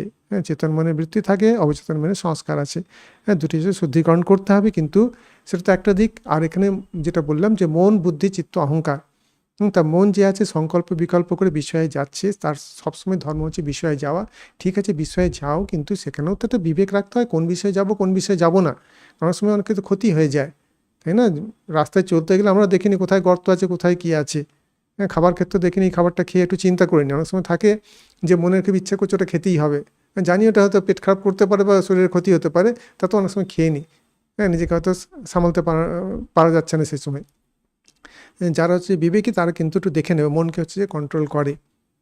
তা মনের ক্ষেত্রে সেই শুদ্ধিকরণ মানে কি, মনকে মনের উপরে প্রত্যাহারের ক্ষমতা কিন্তু থাকতে হয়। মনকে ওই বিষয় থেকে প্রত্যাহার করে হচ্ছে যে বিষয়, মনের যে বিষয় সেখানে হচ্ছে কনসেন্ট্রেট করতে হয়। মনকে তার স্বরূপে রাখতে হবে, সেখান থেকে ইন্দ্রিয়ের মাধ্যমে গিয়ে বিষয় ভোগ করালে চলবে না। সেটা হচ্ছে মনের দিক দিয়ে মনের হচ্ছে যে শুদ্ধিকরণ বলতে তখন এটা বুঝতে হবে। অন্তঃকরণের 4টে ভাগ: মন, বুদ্ধি, চিত্ত, অহংকার। তা মনের ক্ষেত্রে শুদ্ধিকরণ মানে কি, মন তো সাধারণভাবে চেতন মন আমরা যেটাকে বলছি, ইন্দ্রিয় তার মাধ্যমে গিয়ে বিষয় গ্রহণ করছে। কোন বিষয়কে গ্রহণ করব? খাবার খেলে হচ্ছে যে কোন খাবার খাবো, তা সেটাকেও জানতে হবে। কারণ কোন খাবার খেলে শরীর ভালো থাকে। এখন লোকে অনেক বেশি হেলথ কনসাস হয়ে যাচ্ছে। হেলথ কনসাস ভালো কথা, সেজন্য লংজিভিটি বেড়ে গেছে, আয়ু বেড়ে গেছে। আর সায়েন্স টেকনোলজির সাহায্যে খাবারের অনেক রকমের এসছে, অনেক রকমের রিসার্চ হচ্ছে, জ্ঞান আসছে। আর সেই জ্ঞান অনুযায়ী আমরা সায়েন্সকে বেশি বিশ্বাস করি, শাস্ত্রকে অত বিশ্বাস না করলেও সায়েন্স যা বলছে যে হ্যাঁ এটা হচ্ছে, তা আমরা কিন্তু আমাদের ধ্রুব বিশ্বাস, সায়েন্স বলেছে মানে ঠিক, শাস্ত্র বলেছে মানে ঠিক আছে। অবিশ্বাসও করছি না, কিন্তু বিশ্বাসও ততটা নেই, যার জন্য সাধন হয় না। তা শাস্ত্র বলছে দেখো, মনের মধ্যে মন যখন শুদ্ধ হয় সেখানে হচ্ছে আনন্দ, আর সেই আনন্দটার তুলনা কিছু নেই। আর আমি একটা খুব ছোট্ট উদাহরণ দিলাম, হাবু দত্ত আর ঠাকুরের কথা। ঠাকুর ছুঁয়ে দিলেন, আর তার যে সে হচ্ছে গাঁজাখোর, নেশাতেই থাকে। ওস্তাদজি তিনি বাজনা ফাজনা এসব খুব ভালো জানেন, কিন্তু নেশাতে থাকেন। আর ঠাকুর তার চেয়েও বেশি নেশা দিলেন। শুধু একজন না, এরকম অনেকেই আছে। একজন বলছেন বিলতি মদের আছে আপনার কাছে নাকি, ঠাকুর বলছেন ওর চেয়েও বেশি নেশা আছে। মায়ের চরণামৃত খেয়ে ঠাকুরের এরকম অবস্থা হয়ে যেত, যেন সে কয়েক বোতল মদ খেয়েছেন এরকম, পা টলতে থাকতো।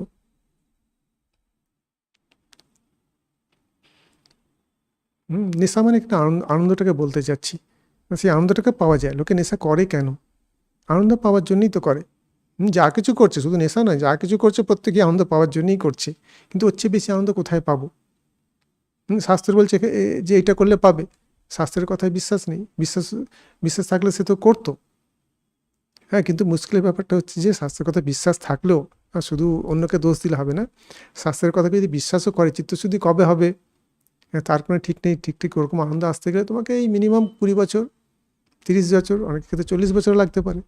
40 বছর পরে সে আনন্দ পাবে। সে দেখবে বাবারে 40 বছর পর আমার বয়স কোথায় হবে, সেখানে আনন্দটা কি আসবে না আসবে, কি আসবেই কি সেটা গ্যারেন্টি আছে? সেটারও গ্যারেন্টি কেউ দেবে না। যদি চিত্তশুদ্ধি হয় সেটা গ্যারেন্টি আছে। তুমি চিত্তশুদ্ধি করতে পারবে কি পারবে না তারপর নির্ভর করছে। আর তারপর দেখছি চিত্তশুদ্ধি করতে গেলে এই বিষয় আনন্দ সমস্তটা ত্যাগ করতে হবে। কারণ এটাকে বলছে রজগুণ তমগুণের আনন্দ, এটাকে ছাড়তে হবে পুরোটা। পুরোটাকে ছাড়া একটা হচ্ছে বড় ব্যাপার, সেই সংস্কারকে ত্যাগ করা। তা সেটা খুব বড় ব্যাপার, সেটা কেউ করতে চায় না। যার জন্য এটা না করে কি করে ঈশ্বর লাভ হবে, কি করে শুধু জপ করে ঈশ্বর লাভ হবে? ঠাকুর বলছেন এত জপ করে হয় না কেন? এত জপ করছে, শুধু মালা নিয়ে সবসময় মালা জপছে, তাহলে হচ্ছে না কেন? এত তো জপ করছো, এত নিরামিষ খাচ্ছ, এত কিছু করছো, তাহলে হচ্ছে না কেন? কারণ সায়েন্সটাকে ফলো করছে না। এটা একটা সায়েন্সটাকে ফলো করতে হবে। এটা আর্টস নয়, আবার আর্টসও কিন্তু এখানে সায়েন্সটাও আছে, দুটোকে মিলিয়ে চলতে হবে। শুধু মালা জপলেই হয়ে যায় না। সেখানে হচ্ছে যে বিবেক বৈরাগ্য থাকতে হয়। যম, নিয়ম, আসন, প্রাণায়াম, প্রত্যাহার যেগুলো আছে সেগুলো থাকতে হয়। যমের মধ্যে অহিংসা, সত্য, অস্ত্রীয়, ব্রহ্মচর্য, অপরিগ্রহ। নাও অহিংসা করছে, মনে হিংসা আছে হয়তো, সত্য কথা হয়তো বলে না, চুরিও হয়তো করে, চুরির অনেক রকমের দিক আছে, ব্রহ্মচর্য পালন করে না, অপরিগ্রহ, অন্য জিনিস গ্রহণ না করা, বা অনেকে বলে থাকে, যেমন বুদ্ধিস্টরা বলে থাকে এই মাদক দ্রব্য ইত্যাদি গ্রহণ না করা, সেটা অপরিগ্রহ। তো এগুলো না করে তারপরে হচ্ছে, আর এগুলো হচ্ছে যে যোগের ক্ষেত্রে হচ্ছে সার্বভৌম মহাব্রতম, সবসময় করতে হবে। এই নয় যে একদিন করলাম না, অন্য দিন করবো, সবসময় মনের ক্ষেত্রে এগুলো যে সবসময় মেনটেন করতে হবে। তবে কি প্রথমেই কি কেউ একদম সেই অলিম্পিকের যারা দৌড়ায় তাদের মধ্যে কি দৌড়াতে পারবে প্রথমে? প্রথমে বাচ্চা ছেলে যখন উঠতে পড়ে যায়, পড়বে, সেটা খুব স্বাভাবিক। কিন্তু তার যার চেষ্টা আছে, পড়তে উঠতে একদিন সে ম্যারাথনে যেরকম অলিম্পিকে যারা দৌড়ায় সেরকম দৌড়াবে একটা সময়ের পরে। কিন্তু তাকে নিজেকে তৈরি করতে হবে, এখানেও তৈরি করার ব্যাপার আছে, কিন্তু সেখানে যে জীবনটাকে স্যাক্রিফাইস করা, এটা হচ্ছে খুব বড় ব্যাপার। স্যাক্রিফাইস করতে চায় না, যার জন্য হয় না। শুধু জব করলেও হবে না, জব করলে তার একটা দিক আছে, জবের একটা লাভ আছে, কিন্তু সেই লাভটা বেশি পাওয়া যায় হচ্ছে যে যদি মনটা ঠিকঠাক তৈরি থাকে। মাটিতে বীজ পুলেই গাছ হয়, ঠিক কথা। গাছে কতটা ফল হবে কি ফল হবে না, বা ফল হবে কি না কোনো গ্যারেন্টি নেই, কিন্তু মাটি যদি ঠিকঠাক তৈরি করা থাকে আর তাদের যত্ন নেওয়া হয়, ম্যানেজমেন্ট যদি অন্যান্য সমস্ত কিছু ঠিক থাকে, সেখান থেকে ভালো ফল পাওয়া যাবে। নাহলে বীজ ছড়িয়ে দিলাম আপনি হবে, খুব বীজ ছড়াচ্ছি, মাটিই তৈরি নয়। মাটিটাকে তৈরি করো, তোমার বীজটাকে কে সাপোর্ট করবে? মাটি, তাই না? মনই হচ্ছে যে মাটির মতো, অন্তঃকরণ যেটাকে বলছি। তুমি যে জব করছো কিসের জন্য জব করছো, ধ্যান করছো কিসের জন্য ধ্যান করছো, কর্মকাণ্ড করছো কিসের জন্য করছো, তোমার লক্ষ্যটা কি? না কাম কাঞ্চন নাম যশ পাওয়া, তাহলে তুমি তো সাধারণ মানুষের মতোই হয়ে গেলে। তোমরা চাইছো যে এটাকে ধরে, ঈশ্বরকে ধরে ওই জিনিসগুলোই পাই, আরও বেশি করে পাই, তার মানে তুমি বেশি লোভী। ও নিজের ক্ষমতা যতটুকু আছে বা ঈশ্বরকে জানে না, অতটা চালাক নয় বা বুদ্ধিমান নয়, তুমি একটু বেশি বুদ্ধিমান বলে তুমি ওইটাকে গ্রহণ করছো। কিন্তু বেশি বুদ্ধিমান হলে কি হবে? ঠাকুর বলছেন না যে কাক খুব চালাক, খুব শেয়ানা, কিন্তু অন্যের গু খেয়ে মরে। তো এরকম খুব কঠিন কঠিন কথা ব্যবহার করছেন। আর কঠিন কথা ব্যবহার না করলে হয় না, অনেক সময় আঘাত দিতে হয়। মনকে একটু আঘাত না দিলে অনেক সময় হচ্ছে যে মন মানে না, সেজন্য আঘাতের দরকার আছে। ইমোশনাল যে দিক যেটা আছে সেটারও দরকার আছে, আমি আসছি সেদিকে। এরপর হচ্ছে মনের পর হচ্ছে যে বুদ্ধি যেটা আছে, বুদ্ধিটা হচ্ছে যে সমস্ত জিনিসকে চালনা করছে, সেটা আমি আগেও বলেছি যে বুদ্ধিন্তু সারথি বিদ্যে মনঃপ্রগ্রামে বাচা। বুদ্ধি হচ্ছে সারথি, মনটা হচ্ছে লাগাম। ইন্দ্রিয়ানি হয়ানাহুর বিষয়াংশেষু গোচরণ আত্মেন্দ্রিয় মনোযুক্তম ভোক্তার্থম মনীষিণঃ। ইন্দ্রিয় যেগুলো আছে সেগুলো হচ্ছে যে সেই ঘোড়ার মতো, সেটা লাগাম দিয়ে, মনরূপ লাগাম দিয়ে বুদ্ধি সেটাকে কন্ট্রোল করছে। ইন্দ্রিয়গুলোকে কন্ট্রোল করছে, জ্ঞানেন্দ্রিয় যেগুলো আছে সেগুলোকে কন্ট্রোল করছে। সেখানে বুদ্ধিটা খুব ইম্পর্টেন্ট, কারণ যদি মন শুদ্ধ করতে চাই, সেখানে বুদ্ধি যদি তৈরি না হয় কিছুই হলো না। ঠাকুর বলছেন বিবেক বৈরাগ্যের সমান সে জিনিস নেই। মন হচ্ছে ঘোলা জলের মতো হয়ে আছে, সেখানে হচ্ছে যে চিত্র ঠিক মতো পড়ছে না, পানা হয়ে আছে, ঘোলা জল আছে, চিত্র ঠিক, সূর্যের যে প্রতিবিম্ব আছে ঠিক মতো পড়ছে না। তা সেটাকে সরাতে হবে, সরিয়ে হচ্ছে যে জলে নির্মলই দিতে হবে। বিবেক বৈরাগ্য হচ্ছে নির্মলই। অভ্যাস না তো কমতে বৈরাগ্য না চা গৃহতে, কিন্তু এখানে বুঝতে হবে, আমি আসছি পরে, যে বৈরাগ্য জিনিসটা কি। শুধুমাত্র সামান্য বৈরাগ্য নয়, সেখানে হচ্ছে বিশেষ বৈরাগ্য। তা সেগুলো কী জিনিস, আর সেগুলো কীভাবে আমরা গ্রহণ করলে চিত্ত পুরোপুরি শুদ্ধ হবে, একটা খুব ক্লিয়ার কাট ধারণা অন্তত থাকতে হয় মনের মধ্যে, যেটা শাস্ত্র বলছে। সেটা শাস্ত্রের কথাই আমি বলছি, যে শাস্ত্র সেটা কীভাবে বলছে, কীভাবে করতে হবে। কিন্তু ঠাকুর বলছেন যে, ঠাকুরের কথা নিচ্ছি কারণ তিনি হচ্ছেন যে এই লাইনের হচ্ছে যে সুপার এক্সপার্ট। তার নাম শুনি সমাধি। তার সমাধির জন্য চেষ্টা করতে হয় না, নাম শোনা মাত্র সমাধি, ইচ্ছা মাত্র সমাধি, বিভিন্ন রকমের সমাধি। সমাধির এক্সপার্ট তিনি। আর এখানে যোগের ক্ষেত্রে সেটাই বলছেন, চিত্তবৃত্তি নিয়েও সেটাকে সমাধি বলছে। আর তিনি সমস্ত কিছু করে ফেলেছেন। আর তিনি বলছেন যে মন যে আছে ঘোলা জলের মতো, সেখানে বিবেক বৈরাগ্য রূপ নির্মলই দিতে হয়। জলটা পরিষ্কার হয়ে যায়, তখন প্রতিবিম্ব পড়ে, চৈতন্য সূর্যের প্রতিবিম্ব। প্রথমে হচ্ছে এই মনেই প্রতিবিম্ব রূপে তাকে জানতে হয়, মানে সেই বেদম আপ্তব্যম, তিনি হচ্ছেন শুদ্ধ মনের গোচর। প্রথমে হচ্ছে যে সেইভাবে জানতে হয়। কিন্তু সেক্ষেত্রে মনকে যে শুদ্ধ, পুরো মনটাকে যে শুদ্ধ করবো, কে তাহলে শুদ্ধ করবে, কে ডিসিশন নেবে? যে ফ্যাকাল্টি ডিসিশন নেয় সেটাকে বলা হচ্ছে বুদ্ধি। আর বুদ্ধির মধ্যে বিশেষ বুদ্ধি, সাধারণ বুদ্ধি নয়, যে অঙ্ক বা অন্যান্য কিছু ম্যাথামেটিক্স বা অন্যান্য যে সায়েন্স টেকনোলজি সেগুলোকে পড়ছি, সে একটা বুদ্ধি আছে, সেই বুদ্ধিটা অন্য জিনিস। আর এখানে বলা হচ্ছে বিবেক বুদ্ধি, যে ঠিকমতো ডিসিশন নিতে পারে যে কোনটা গ্রহণ করব, কোনটা গ্রহণ করব না, কোনটা শ্রেয়ের দিকে নিয়ে যাচ্ছে, আত্মতত্ত্বের দিকে নিয়ে যাচ্ছে, মনকে শুদ্ধি করার দিকে নিয়ে যাচ্ছে, সেটা একটা জিনিস। আর কোনটা হচ্ছে যে চিত্ত অশুদ্ধির দিকে নিয়ে যাচ্ছে, যেটা হচ্ছে প্রিয়, যেটা হচ্ছে যে ইন্দ্রিয় সুখকর কিন্তু সেটা হচ্ছে ভালো নয়। তার শ্রী আর প্রেয়ের মধ্যে সবসময় হচ্ছে ডিসিশন নিতে হয়, আর সেটা খুব কঠিন কাজ, কারণ মন হচ্ছে সবসময় এক লেভেলে থাকে না। হ্যাঁ, কখনো মন শুদ্ধ হয়ে আছে, মন খুব স্ট্রং হয়ে আছে। শরীর যেমন সবসময় একরকমের থাকে না, কখনো হয়তো শরীর একটু উইক থাকে, কখনো শরীর খারাপ আছে, অনেক রকম থাকে। মনের ক্ষেত্রেও তো তাই। শুধু মনটাকে দেখা যায় না, অনুভব তো করা যায়, দেখা যায় না যে কী চলছে মনের ভেতরে। হ্যাঁ, সেখানে তার উইকনেস আছে, তার স্ট্রেংথ আছে। যখন স্ট্রেংথ থাকে তখন সে নানা রকম, সে তখন খুব শাস্ত্রচিত যে সাধনা আছে সেগুলো করছে। আর যখন উইক থাকে তখন সে সেগুলো করতে পারে না। আর এখনকার জগতে হ্যাঁ, যে চারপাশে এত প্রলোভন বা এত কিছু আছে, সেখানে নিজেকে স্ট্রং রাখা হচ্ছে যে যে খুব খুব সহজ ব্যাপার নয় সবার ক্ষেত্রে। তবে কি সেটা হচ্ছে যে কেউ যদি জয় করে দেয় এই জিনিসটাকে, আছে কি জগৎ মানে কাম কাঞ্চন নাম জাস্ট পাওয়ার, এগুলোকে জয় করলে যতই প্রলোভন থাকুক না কেন, সে প্রলোভনকে যখনই জয় করছে, হ্যাঁ, তুমি হিমালয়ের কোলে গিয়ে সেখানে কোনো একটা গুহায় ঢুকে বসে আছো, সেখানে তোমার কাছে না কাম কাঞ্চন পাওয়ার কিছু আসছে, তুমি তুমি বৈরাগ্য দেখাচ্ছ। ভালো কথা, সেটারও দরকার আছে, কারণ প্রথম দিকে হচ্ছে যে গাছ ছোট থাকে, সে সময় একটু তাকে বেড়া দিতে হয়। হ্যাঁ, হচ্ছে যে গরু ছাগলে খেয়ে নেয়, কাম কাঞ্চন ইত্যাদি যেগুলো আছে এগুলো খেয়ে নিতে পারে। হ্যাঁ, তাকে সেই জন্য কিছুটা বেড়া দিতে হয়, কিন্তু চিরকাল ওখানেই থাকবো, তুমি কখনই ফেস করছো না। হ্যাঁ, তা সেটাও তখন ডেভেলপমেন্টটা বোঝা যায় না অত। যখন কেউ এইগুলোর সঙ্গে থেকে, হ্যাঁ, যার হচ্ছে যে মনে সংস্কার নেই, জলে থেকে হচ্ছে যে যার গায়ে জল লাগবে না, সেই হচ্ছে যে জয় করেছে। জয় করেছে মানে তার সংস্কার নেই, যার জন্য তার জাগছে না। চারপাশে অনেক জিনিস থাকতে প্রলোভনের জিনিস, রাস্তায় টাকা পড়ে থাকতো, তুমি তুমি তুলবে কেন তোমার যদি দরকার না থাকে? চারপাশে অনেক জিনিস থাকতে পারে, সেগুলোকে দেখে তোমার মনে খারাপ ভাব জাগবে কেন? যদি না জাগে, যদি জাগে তুমি যাও। কারণ ভোগ একটু লেভেলে ভোগ না করলে ত্যাগ হয় না। আর ভোগের মধ্যে সেখানে দোষটাকেও দেখতে হয়, একটু নিউট্রাল হতে হয়।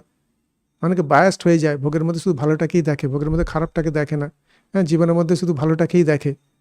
হ্যাঁ, যে ভালো মানছে সুখ, শ্রেয়টাকে বলছি না, সে সুখটাকে দেখে। হ্যাঁ, ইন্দ্রিয় সুখ যেটা আছে, আর সেখানে হচ্ছে যে যে অন্য দিক যেটা আছে জীবনের মধ্যে, সেখানে দুঃখও তো আছে। জীবনের মধ্যে জন্ম আর স্থিতিটাকেই দেখে, মৃত্যুকে দেখে না।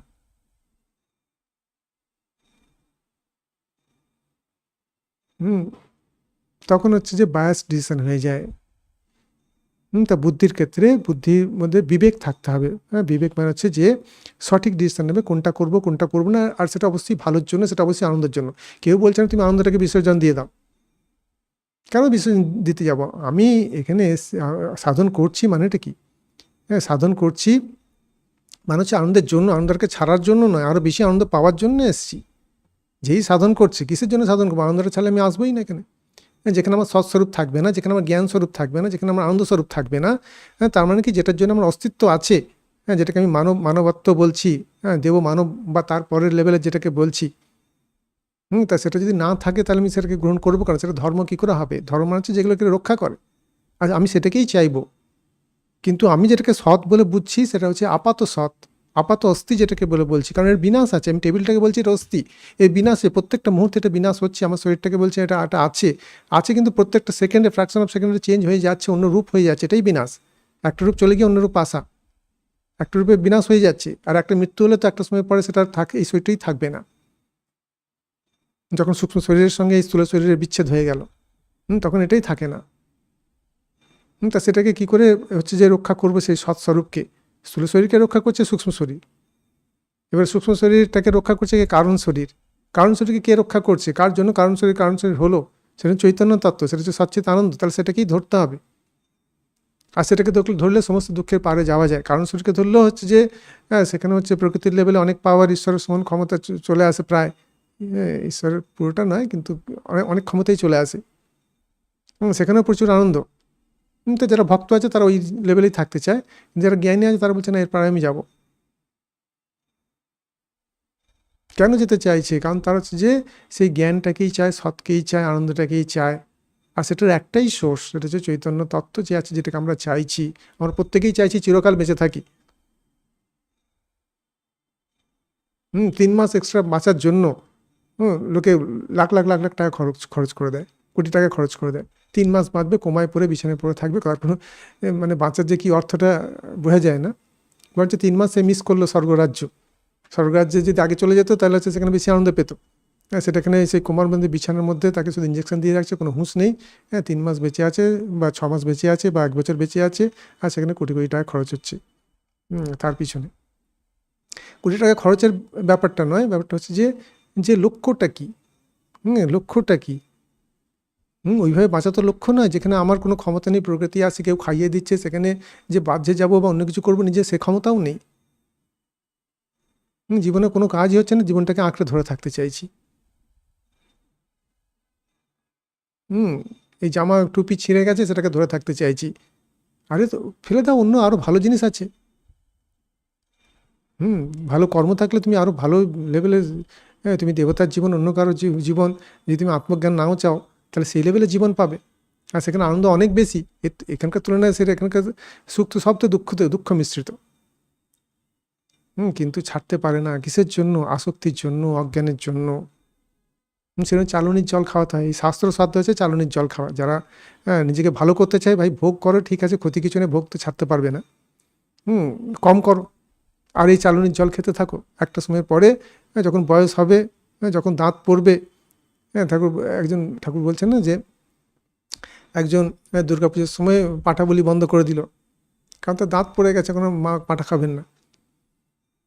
তো যখন দাঁত পড়ে যাবে, তখন আর পাঁঠা খাওয়ায় কামকাঞ্চন নাম যশ পাওয়া যখন আর চলবে না জীবনের শেষ পেজে, অনেকেই শেষ পেজে আছেন, সেটা বুঝতে পারে না। শেষ পেজে থাকলেও নতুন জীবন শুরু হচ্ছে এরকম ভেবে নেয়। কিচ্ছু নতুন জীবন শুরু হয় না। শুধুমাত্র কি, শুধুমাত্র মৃত্যুর দিকে আরও বেশি এগিয়ে যায়, দুঃখের দিকে বেশি এগিয়ে যায়। এই সংস্পর্শ ভোগা দুঃখ জীবনে এবাতে আদ্যন্তবন্ত কোনতেয় নাতে সুরামতে বুদাহ। সংস্পর্শ ভোগা, আমরা ভাবছি ইন্দ্রিয়ের সঙ্গে বিষয়ের যে সংযোগ, সেখান থেকে খুব সুখ আসছে, আর ভগবান বলছেন সেটা দুঃখ। ভগবান সবই জানেন, তিনি জগৎ সৃষ্টি করেছেন। অনিত্যম সুখম লোকম, তিনি নিজেই বলছেন, ইমাম প্রাপ্যে ভেজ সমাম।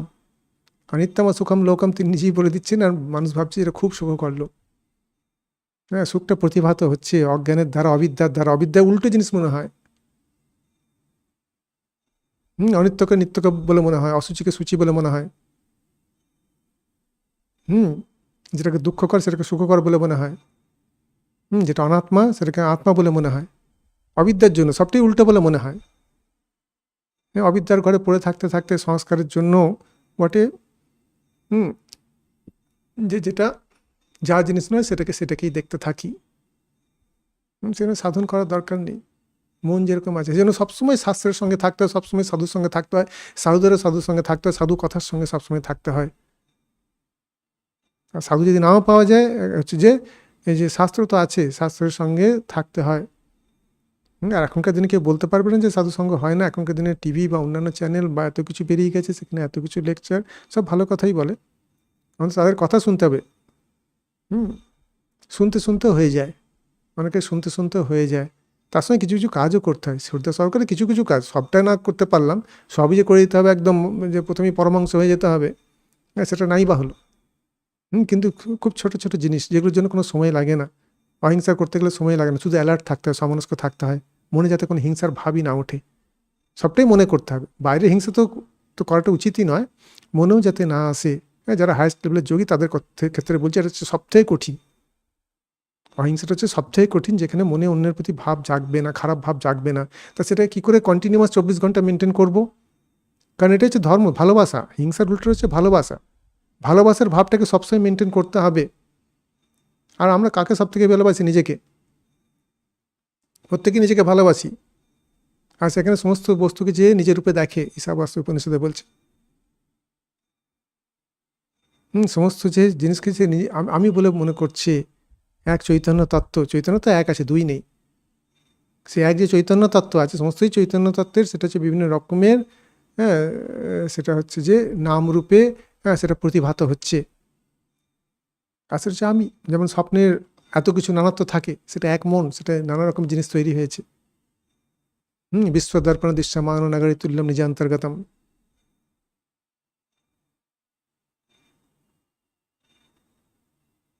पश्चन्नात्मी माया बहिर्भूत यथा निद्रया यह साक्षी कुरुते प्रबोध समय स्वात्मानामेवाद्ययम् तस्मै श्री गुरुमूर्तये नम इदं श्री दक्षिणामूर्तये। হাজারবার বললে কি হবে, আঁখি মহামায়া ঠেলে দিয়েছেন এই মনের প্রতি, যা সংসার করবে সে সত্যি সত্যি আঁখি ঠেলে দেওয়া। এইটাই না যে কথার কথা বলে একটা কিছু আমি যে একটা সুন্দর বিশেষণ প্রয়োগ করছি, তা নয়। আঁখিটা কোনটা? আঁখির হচ্ছে যে কারণ শরীরে যেটা আছে, স্থূল শরীর তো এটা রয়েছে, এর পিছনে সূক্ষ্ম শরীর যে ভোগ শরীর, সে ভোগ করবে। সুখ ভোগ দুঃখ ভোগ সব মেনলি মনেই হয়, সূক্ষ্ম শরীরেই হয়। স্থূল শরীরের মাধ্যমে সে ইনফরমেশন কালেক্ট করছে, ঠিক কথা। স্থূল বস্তু ভোগ করতে গেলে স্থূল শরীর লাগে, কিন্তু ভোগটা মেনলি চিত্তবৃত্তিরূপেই হচ্ছে মনে। আঁখির ঠাড়াটা কোথায় হয়ে গেছে? সেটা হচ্ছে যে কারণ শরীরে, আর সেখানে যেতেই পারছে না। আর মহামায়া সেখানে বলে রেখেছেন, সেখানে তোমার টেন্ডেন্সিটা কি? ভোগ। সেখানে চেষ্টা করেও পাচ্ছে না। ওই লেভেলের যে আঁখির ঠাড়াটা কী করে উল্টো দিকে করে দেওয়া যায়, সেটা হচ্ছে চৈতন্য ফেরানো। সেটা কে করেন? সেটা হচ্ছে গুরু করেন। গুরুর তো কোনো তুলনাই নেই। গুরুর হাজার কথা বললেও গুরুকে ব্যাখ্যা করা যায় না যে গুরু কী জিনিস, তার কৃপাটা কী জিনিস। ঠিক ঠিক গুরু, যেটা ঈশ্বর বলছি, এক গুরু, যিনি সৎস্বরূপ, যিনি চিৎস্বরূপ, যিনি আনন্দস্বরূপ, আর যিনি কৃপামূর্তি, দক্ষিণামূর্তি নমঃ, যিনি শিবস্বরূপ, মঙ্গলময়। তিনি কৃপা করলে তখন হচ্ছে এটা হচ্ছে যে আগে ঠেলাটা যে ছিল ভোগের দিকে, কাঁটাটা মনে ছিল ভোগের দিকে, হ্যাঁ, সেটা হচ্ছে ঘুরে, সেটা হচ্ছে যে তখন চলে আসে ঈশ্বরের দিকে। যেটা বিষয়ানন্দের দিকে থাকে সেটা চলে এলো ব্রহ্মানন্দের দিকে। হ্যাঁ, যেটা এক ইউনিট আনন্দ, সেটা ঘুরে চলে এলো যে আমি অনন্ত হচ্ছে আনন্দকে চাই। কোনো কিছু বড় পেতে গেলে কষ্ট করতে হয়, তাই না? ক্লাস 1-এ পাস করতে গেলে কষ্ট করতে হয়, ক্লাস 10-এ পাস করতে গেলে আরও বেশি কষ্ট করতে হয়, হ্যাঁ, 12 পাস করতে গেলে আরও বেশি কষ্ট করতে হয়, বিভিন্ন পরীক্ষা, চাকরির পরীক্ষা পাস করতে গেলে আরও কষ্ট করতে হয়। বড় বড় আরও উঁচু পোস্ট পেতে গেলে, বা বেশি বড়লোক হতে গেলে, বেশি পাওয়ার পেতে গেলে, বেশি নাম পেতে গেলে আরও বেশি কষ্ট করতে হয়। মানুষ কষ্ট তো করে কিসের জন্য? সে সুখ পাওয়ার জন্য। আর এখানে অনন্ত সুখ, সেটা পাওয়ার জন্য আমি কিছুই কষ্ট করব না, তা সেটা তো হবে না। সেখানে হচ্ছে যে কিছু কষ্ট করতে হয়, হ্যাঁ, আর কষ্টটা নামেই কষ্ট। প্রথমে দিকেই কষ্ট থাকে, কারণ কি, সেটা পুরো কষ্ট জিনিসটা কোথায় হচ্ছে? পুরো আইডিয়ায়। সুখ বা দুঃখ পুরোটা হচ্ছে চিত্তবৃত্তি রূপে। স্বপ্ন যেটা দেখছেন সেটা হচ্ছে চিত্তবৃত্তি রূপে। স্বপ্নটা কি সত্য? সেই সুখ দুঃখের কি সত্য? আপনার অনুভব হচ্ছে, কিন্তু ঘটনাটা ঘটেই নি। আপনার ছবি দেখতে থাকছেন সিনেমার মতো, এ সুখ দুঃখ পাচ্ছেন, নাও পেতে পারেন। সিনেমা হলে অনেকেই বসে একটা সিন দেখে হয়তো ঝরঝর করে কাঁদছে, অন্যজন শান্ত মনে বসে আছে, সে দেখছে। কীভাবে পুরো জগৎটাকে নিচ্ছে, আর কে নিচ্ছে? এই হচ্ছে যে মন নিচ্ছে। আজকে সময় হয়ে গেছে, আজকে এই পর্যন্ত থাক, এটা চলতে থাকবে পরের ক্লাসেও, কারণ চিত্তশুদ্ধি একটা বড় ব্যাপার। আর যেটা হচ্ছে যে প্রাথমিক লেভেলে এটাই লক্ষ্য থাকা উচিত, প্রথমেই আত্মজ্ঞান না, হ্যাঁ, প্রথমে চিত্তশুদ্ধি হয়ে গেলে, হ্যাঁ, মনরূপ যে আরসি আছে সেটা যদি শুদ্ধ হয়ে যায়, চৈতন্য সূর্য সবসময় চলছে, কখনো অফ হয়ে নেই। এই সূর্যের উদয় হচ্ছে অস্ত হচ্ছে সাধারণ সূর্যের মতো সেরকম হয় না, হ্যাঁ, সেটা সবসময়ই আছে, সমস্ত কালে সমস্ত ক্ষণে, হ্যাঁ, সেটা সবসময়ই আছে। শুধু চিত্ত পরিষ্কার নেই বলে, আয়নাটা যে আছে, আয়নারূপ যে চিত্ত যে আছে সেটা পরিষ্কার নয় বলে হচ্ছে যে ঈশ্বরকে জানা যাচ্ছে না। সেটা পরিষ্কার করতে হবে, আর পরিষ্কার করার জন্য, হ্যাঁ, শুধুমাত্র জপ করলে হয় না বা পূজা করলে হয় না। এগুলো দরকার আছে, এগুলো যে করতে হবে না বলছি না, এগুলোও করতে হবে, কিন্তু তার সঙ্গে সঙ্গে মেন যেটা দরকার চিত্তের ক্ষেত্রে, যে তমগুণ রজগুণ যে সংস্কার আছে, মন বুদ্ধি চিত্ত অহংকার, আজকে আমরা শুধুমাত্র মন বুদ্ধিকে নিলাম, এবার চিত্ত অহংকারকেও নেব, এবং তার সঙ্গে সঙ্গে বিভিন্ন যে পরিকর্ম যেগুলো আছে সেগুলোকে আমরা হচ্ছে আলোচনা করে দেখবো যে কীভাবে এগুলোকে করা যায়, আর কতটা করছি, সাধারণত একটা হচ্ছে যে ওয়ার্কবুক রাখা উচিত, বা আমরাও রাখি না। আর সেটা হচ্ছে যে প্রত্যেক দিন কতটা হচ্ছে যে অশুদ্ধ চিন্তা মনে এলো, আর কতগুলো সৎচিন্তা মনে এলো। শুধু অশুদ্ধ মনে রাখলেই হবে, বাকিটা নিউট্রাল বা সৎচিন্তা বা থাকা উচিত, যেটা পজিটিভ পেয়ে অন্যের জন্য ভাবছি, সাধারণত স্বার্থ চিন্তা। সেটা সাধারণভাবে আমরা যেটাকে অশুদ্ধ ভাবছি সেরকম নাও হতে পারে, কিন্তু স্বার্থ চিন্তা, হ্যাঁ, যেটা স্বার্থের জন্য, স্বামীজি বলছেন সেটা হচ্ছে পাপ, আর যেটা হচ্ছে অপরের জন্য, হ্যাঁ, সেটা হচ্ছে পুণ্য। তার মানে কি, যেখানে অহং থাকছে না, যেটা অহংয়ের জন্য অহংটাকে পুষ্ট করছে, সেটা হচ্ছে পাপ। আর যেটাকে নিজের অহং যে বোধটা আছে, অহং বোধটাকে সরিয়ে দিচ্ছে, সেটা হচ্ছে পুণ্য। না, কি সুন্দর কথা। কারণ অহং যেটা আছে সেটাই হচ্ছে যে ঢেকে রেখেছে যে চৈতন্য, সে সূর্য যেটাকে আছে, বা সেটা হচ্ছে ব্যারিয়ার। বাধা স্বরূপ। তা সেগুলো কী করে শুদ্ধিকরণের মানেটা কি সেটা আমরা পরের ক্লাসে আমরা আলোচনা করব।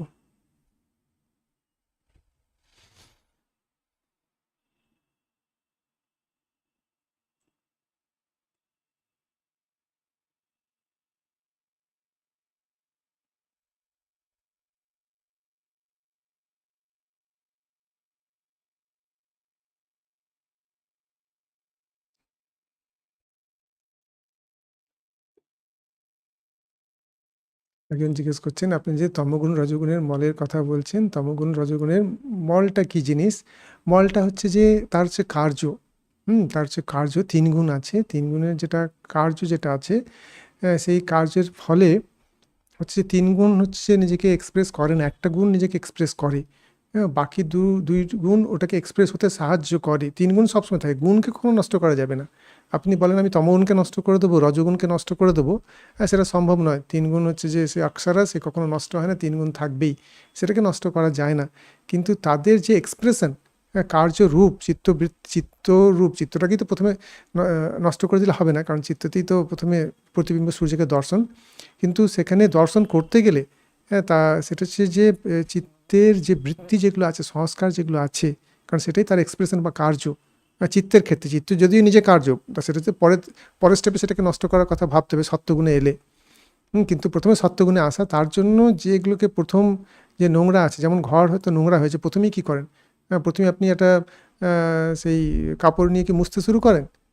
সেটা প্রথম দিকে নয়, হয়তো ঘর অনেক দিনের নোংরা আছে, প্রথমে দেখছেন যে অনেক বড় বড় সেই ঘরের উঠোনটা হয়তো পরিষ্কার করছেন, সেখানে দেখছেন যে বাইরে থেকে হয়তো সেই সেই গাছের ডাল বা অন্যান্য বড় বড় জিনিস পড়েছে, বা বড় বড় সে ময়লা রয়েছে। তা সেগুলোকে প্রথমে হচ্ছে যে সে এক রকমের ঝাঁটা আছে, নারকেল ঝাঁটা দিয়ে সেটাকে প্রথমে পরিষ্কার করলেন প্রথমে। কিন্তু তারপরে হচ্ছে যে যে দেখলেন যে বাকিটাকে, তারপরে তো ধুলো পড়ে রয়েছে, সেই ধুলোটাকে পরিষ্কার করার যে নারকেল ঝাঁটাটা অতটা কাজ দেবে না। তারপরে হচ্ছে যে সূক্ষ্ম যেগুলো যে ঝাঁটা যেটা আছে, তা সেইগুলো তো দিয়ে আপনি করছেন, ফুল ঝাড়ুর মতো কিছু একটা দিয়ে আপনি হয়তো করছেন, পরিষ্কার করলেন। তারপর নেক্সট লেভেলে সেখানে হচ্ছে যে কাপড় দিয়ে জল দিয়ে সেটাকে পরিষ্কার করা, তা সেটা হচ্ছে নেক্সট লেভেলে আসছে। তো এরকম হচ্ছে যে মন যেটাকে আছে ফার্স্ট লেভেলে হচ্ছে যে পরিষ্কার যখনই করব কোনটাকে, যেটা স্থূল মল যেটা আছে, স্থূল আর মল মানে কি সেটা আমি বললাম যে প্রকৃতির 3 গুণের ব্যাকৃতি বা ম্যানিফেস্টেশন, আর সেটা কী রূপে? চিত্তবৃত্তি রূপে, সংস্কার রূপে, প্রত্যেকটাই ম্যানিফেস্টেশন। কিন্তু আপাতত আমার এখন যেটা লক্ষ্য সেটা হচ্ছে স্থূল মলকে সরানো। যেমন ঝাড় দেওয়া আছে, প্রথমে লক্ষ্য হচ্ছে বড় বড় যে পাতা পাতা পড়ে রয়েছে ইত্যাদি, সেগুলোকে সরানো। সেই জন্য নারকেল ঝাড়ু দিয়ে প্রথমে হচ্ছে পরিষ্কার করছি। সেটা প্রথমে হচ্ছে তমগুণের যে মল যেগুলো রয়েছে, যে সংস্কার যেগুলো রয়েছে, চিত্তবৃত্তি যেগুলো রয়েছে, চিত্তবৃত্তি তো সহজেই কন্ট্রোল হয়ে যায়, সমনস্ক থাকলেই সেটা কন্ট্রোল হয়ে যায়। সংস্কার যেগুলো আছে সেটা কন্ট্রোল করা মুশকিল। সেই জন্য সেই বিভিন্ন আমরা উপায় অবলম্বন করি, যার মাধ্যমে হচ্ছে যে তমগুণের মল যেগুলো আছে, যেগুলো আলস্য, প্রমাদ, যেগুলো সত্যগুণের বিরোধী, যেটা হচ্ছে যে রজগুণের বিরোধী, প্রবৃত্তি ধর্মী বিরোধী, মানে কি আলস্য ইত্যাদি প্রবৃত্তি ধর্মী বিরোধী। আর হচ্ছে যেটা হচ্ছে সত্যগুণের বিরোধী, সেখানে ঠিকমতো ডিসিশন নিয়ে উল্টো ডিসিশন নেয়, প্রমাদ চলে আসে, অজ্ঞানতা চলে আসে। তা সেই রকম যেগুলো আছে, যে সংস্কার যেগুলো আছে, যেগুলো থেকে ওগুলোর উদয় হয়, কি হয়তো ড্রাগ খাচ্ছে বা অন্যান্য কিছু, ওর প্রতি আকর্ষণ আছে, তমগুণের জিনিসের প্রতি তার আকর্ষণ আছে, প্রমাদের প্রতি আকর্ষণ আছে, যেটা কর্তব্য সেটা করবে না, তো এরকম যে আকর্ষণ আছে, ড্রাগের ইত্যাদির প্রতি আসক্তি আছে, এগুলো সব হচ্ছে তমগুণের ধর্ম, বা যেটা করা উচিত সেটা করবে না। তা এইগুলোকে সরানো, এই মলকে সরানো, তা সেটা হচ্ছে প্রথম লেভেলের। তারপর নেক্সট হচ্ছে রজগুণের যে মল আছে, আর সেটাকে সরাতে গেলে রজগুণকে কাজে লাগানো হয়। তমগুণকে সরাতে গেলে রজগুণকে হচ্ছে যে কাজে লাগানো হয়। ধরুন যে আপনার উঠোনে যে আছে ময়লা পড়ে রয়েছে, প্রথমে হচ্ছে যে নারকেলের হয়তো নারকেল গাছের ডালই পড়ে রয়েছে, সেখানে আমি কেটে কেটে আপনি যে সেখানে মাঝখানে সিটটাকে বের করলেন, সেটা দিয়েই তো নারকেল ঝাড়ু তৈরি হয়। তা সেই যে মলটা যে ছিল, মানে গাছে আপনার যে মনে উঠোনে যে কিছু পড়েছিল, উঠোনটা হচ্ছে মনের সমান, সেখানে যে জিনিসটা পড়ে রয়েছে, কিন্তু তমগুণে রয়েছে, রজগুণে রয়েছে। এবারে রজগুণের যে সংস্কার বা বৃত্তি থেকে সংস্কার তৈরি হয়, সংস্কার থেকে বৃত্তি তৈরি হয়। বৃত্তি হচ্ছে চেতন মনে, চিত্ত ওই আকারে আকারিত হচ্ছে, ধ্যেয় বস্তুর আকারে আকারিত হচ্ছে, বা যে দৃষ্ট বস্তুর আকারে আকারিত হচ্ছে। আর সেটার একটা ছাপ অবচেতন মনে পড়ে থাকছে, সেটাকে সংস্কার বলছি। হ্যাঁ, সেটা রজগুণের হতে পারে, তমগুণের হতে পারে। রজগুণের সংস্কার দিয়ে, হ্যাঁ, সেই রজগুণের ঝাঁটা দিয়ে তমগুণকে দূর করলাম, তারপর তমগুণের এটাকেও সরাবো, ওটাকেও ফেলে দেবো। সেটা কীভাবে? সেটা হচ্ছে সত্যগুণের দ্বারা। সত্যগুণে প্রতিষ্ঠিত হলাম, তা সেটা একরকমের শুদ্ধি হলো, সেই শুদ্ধির কথা বলা হচ্ছে। আর নেক্সট লেভেল হচ্ছে যে সত্যগুণকে কী করে সরাবো। তো এইভাবে হচ্ছে যে ক্রমে চিত্তশুদ্ধি হচ্ছে যে করতে হবে। স্বামীজি চিত্তশুদ্ধির ওপরে হচ্ছে খুব জোর দিয়েছেন। চিত্তশুদ্ধির হচ্ছে যে তার এফেক্টও অনেক বেশি আছে। সেটা আমরা পরের ক্লাসে আমরা আলোচনা করব।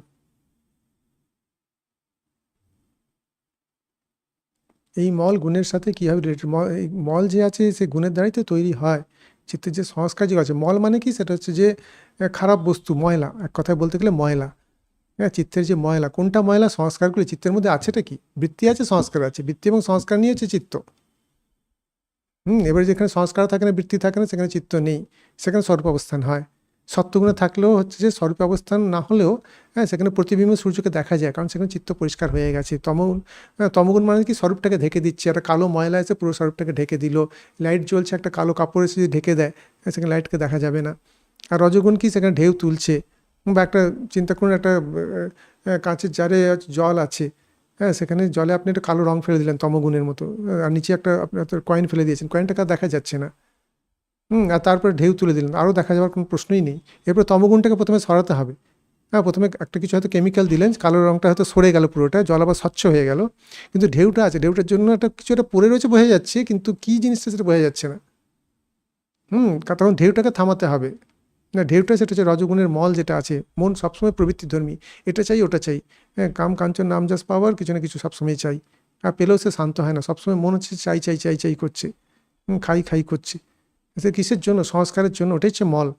হ্যাঁ, গুণের দ্বারাই রজগুণ, তিন গুণের মধ্যে রজগুণ যখন প্রধান হয়, অন্য দুটো গুণ সাপোর্ট করছে। জগতে যা কিছু জিনিস আছে সব কিছুর মধ্যে তিন গুণ সবসময় আছে। হ্যাঁ, তা দুটো গুণ হচ্ছে সাপোর্টিং কারণ রূপে থাকে, সেটা নিজেকে উপাদান কারণ হিসেবে এক্সপ্রেস করছে না, বাকিটা কিন্তু নিজেকে উপাদান কারণ হিসেবে এক্সপ্রেস করছে। যদি রজগুণ করে, রজগুণের সংস্কার যদি হয়, হ্যাঁ, কারণ চিত্ত হচ্ছে সেটা হচ্ছে এক্সপ্রেশন, তিন গুণের ম্যানিফেস্টেশন, ব্যাকৃতি, একটা কার্য। তা সেখানে যদি রজগুণ যদি সেখানে প্রধান রূপে উপাদান রূপে থাকে, তখন সেটা রজগুণের মল হয়ে গেল। সেই সংস্কারটা রজগুণের সংস্কার। হ্যাঁ, তা রজগুণের জন্য কেউ হয়তো ভাবছে যে আমি টাকা পয়সা অনেক চাই বা পাওয়ার অনেক চাই, এর জন্য বিভিন্ন রকমের কার্য করছে, যে চাওয়া বা ইচ্ছা বা তার আসক্তি, এই সমস্তটা তার একটা ছাপ হচ্ছে অবচেতন মনে থেকে যায়। হ্যাঁ, সেই সংস্কারটা, আমি এই জিনিসটাকে চাইছি। সবাই সব জিনিসকে চায় না, রজগুণী হলেই সবাই সব কিছুকে চায় না। কোনো পার্টিকুলার জিনিসের প্রতি তার আকর্ষণ, হ্যাঁ, সেটা বারবার সে মনে চিত্তবৃত্তির মনে বারবার কল্পনা করছে, এটা পেলে আমি খুব আনন্দ পাবো, বা এটা পেতে হবে, বা পাওয়ার পর খুব আনন্দ, না পেলে খুব দুঃখ। তখন কি হচ্ছে? সেই সংস্কারটা স্ট্রং হতে থাকে, সেই রজগুণের সংস্কার, আর সেটাই পরবর্তীকালে তাকে চালিত করে এইগুলোকে দূর করা। আর এগুলো রজগুণের দ্বারাই তৈরি হয়, বাকি দুটো কারণ সাপোর্ট করে। কারণ রজগুণটা হচ্ছে যে, রজগুণ যখন তৈরি হচ্ছে, রজগুণটা লাগে, সেটা কোনো কিছু তৈরি হতে গেলেও সেখানে একটা অ্যাক্টিভিটিস লাগে, সেটা প্রকাশ হতে গেলে সত্যগুণ লাগে। সত্যগুণ প্রকাশধর্মী। এই টেবিলটা আছে, টেবিলটা প্রকাশ হতে গেলে সত্যগুণ লাগে। আর এটা হচ্ছে যে থাকতে গেলে, টেবিলটা যাতে পালিয়ে না যায়, ইলেকট্রনের মতো যাতে পালিয়ে না যায়, সেখানে তার হচ্ছে যে স্থিতিধর্মী, যেটা তমগুণ, সেটা লাগে, তিন গুণ লাগে। না, কোনো কিছু ক্ষেত্রে স্থিতিধর্মিত্বটা হচ্ছে খুব কম, রজগুণটা তো বেশি, সে সবসময় ছুটছে ইলেকট্রনের মতো। কথার কথা বলছি। আর যখন শান্ত ধর্মী হয়ে যায়, তখন হচ্ছে অন্য ব্যাপার। তখন মনটা স্থির হয়। একদিকে বলছি মন স্থির করবো, অন্যদিকে রজগুণ আছে। মন রজগুণ মানে কি? কিসের জন্য মন রজগুণ? আর মন দাঁড়িয়ে আছে কিসের জন্য? মন কি দিয়ে তৈরি?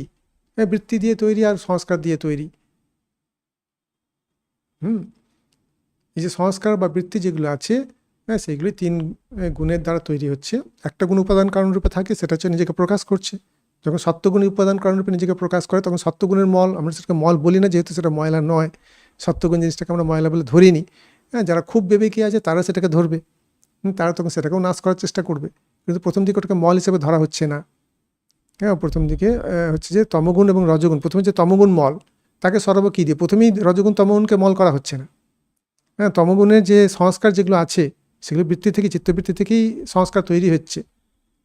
হ্যাঁ, তা প্রথম হচ্ছে সেটাকে সরানোর জন্য রজগুণের কাজ করতে হয়। যে খুব আলস্যবান, তাই কি করতে হবে? বেশি কাজ করাও।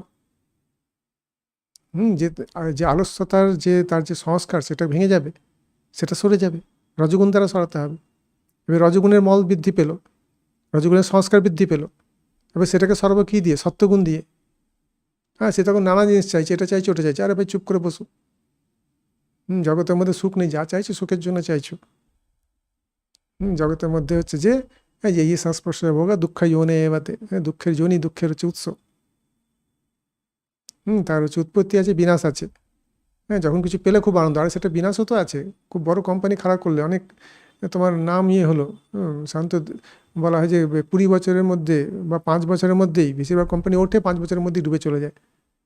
কিছু কোম্পানি টিকে থাকে পার্মানেন্টলি, বাকি হচ্ছে বেশিরভাগ কোম্পানি আসে, অনেক হয়তো কোটি কোটি টাকা রোজগার করলো, খুব উঁচুতে উঠে গেল। হ্যাঁ, তারপর 20 বছর পর হয়তো বা 5 বছর বা 10 বছর পর তার খোঁজ নেই।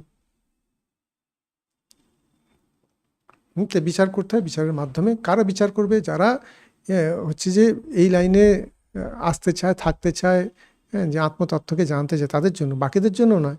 যারা ভোগ করতে চায়, ঠাকুর বলছেন ভোগ করো। আমরা টক ভালো করে খেয়ে নাও, তারপরে অম্লশূল হবে। অম্লশূল কি সবার কি হয়? এমনিতে আমরা টকে নাও হতে পারে, কিন্তু এই বিষয় দিয়ে বেশি গ্রহণ করতে করতে তো হয়, দুঃখ তো আসে। ওটাই শুল যেটা দুঃখ দেয়।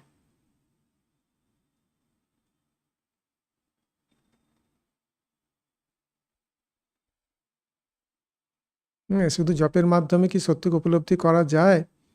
চিত্ত শুদ্ধি হলে সবই করা যায়, চিত্ত অশুদ্ধ হলে করা যায় না। সেজন্য চিত্তশুদ্ধিও করতে হবে, জপের মাধ্যমে কিছু চিত্তশুদ্ধি হয়। হ্যাঁ, কিন্তু বিবেক বৈরাগ্য যেগুলো বলছি, অহিংসা সত্য অস্ত্রীয় ব্রহ্মচর্য অপরিগ্রহ শৌচ সন্তোষ তপস্যাতে ঈশ্বর পরিধান যেগুলো আছে, হ্যাঁ সেগুলোও করতে হয়। হ্যাঁ, সেগুলো করতে হয়, তারপরে জপ। হ্যাঁ, শুধু জপ নয়, ঠাকুর বলছেন না যে শুধু জপ করলে কী করে হবে।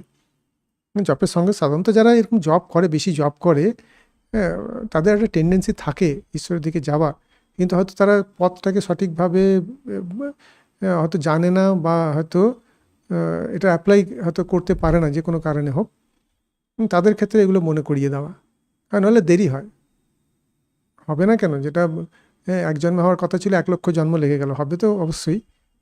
চিত্তশুদ্ধির জপ করতে করতে আর যদি সিনসিয়ার হয়, সাধারণত মনের রজগুণ থাকলে কি করে জপ অতটা ভালো হবে?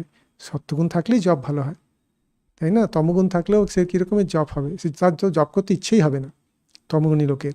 রজগুণী লোকের সে কিছু করলেও, হ্যাঁ, কিন্তু থেকে তার বাসনা থাকবে, যে জপের মাধ্যমে আমি কি চাই, হ্যাঁ, টাকা পয়সা, শরীর ভালো হোক, অন্য কিছু হোক, এই ধরনের জাগতিক বাসনা থাকবে। সেই জপে তার কি লাভ হবে? ক্ষতি হতে পারে, লাভ তো কিছু হবে না। আর যদি হ্যাঁ, জপের মাধ্যমে যদি সিনসিয়ার থাকে, শ্রদ্ধা থাকে, আর শ্রদ্ধাটা হচ্ছে সত্যগুণের ধর্ম, তখন হচ্ছে অবশ্যই লাভ আছে। জপাত সিদ্ধি মা বলছে সেটা হয়, কিন্তু তার সঙ্গে সঙ্গে এগুলো যোগ করতে হবে। আর ঠাকুর কাকে বলছেন যে এরা এত জব করে হয় না কেন, তাদের ক্ষেত্রে তাদেরকে পয়েন্ট আউট করছেন, এই না যে জব থেকে হয় না। কিন্তু তাদের ক্ষেত্রে হয়তো যেটা বলছে অহিংসা সত্য অস্ত্রীয় ব্রহ্মচর্য অপরিগ্রহ যেগুলো আছে, শৌচ ইত্যাদি যেগুলো আছে, সেগুলো হয়তো ঠিকমতো করছে না, তাদের জন্য বলছেন।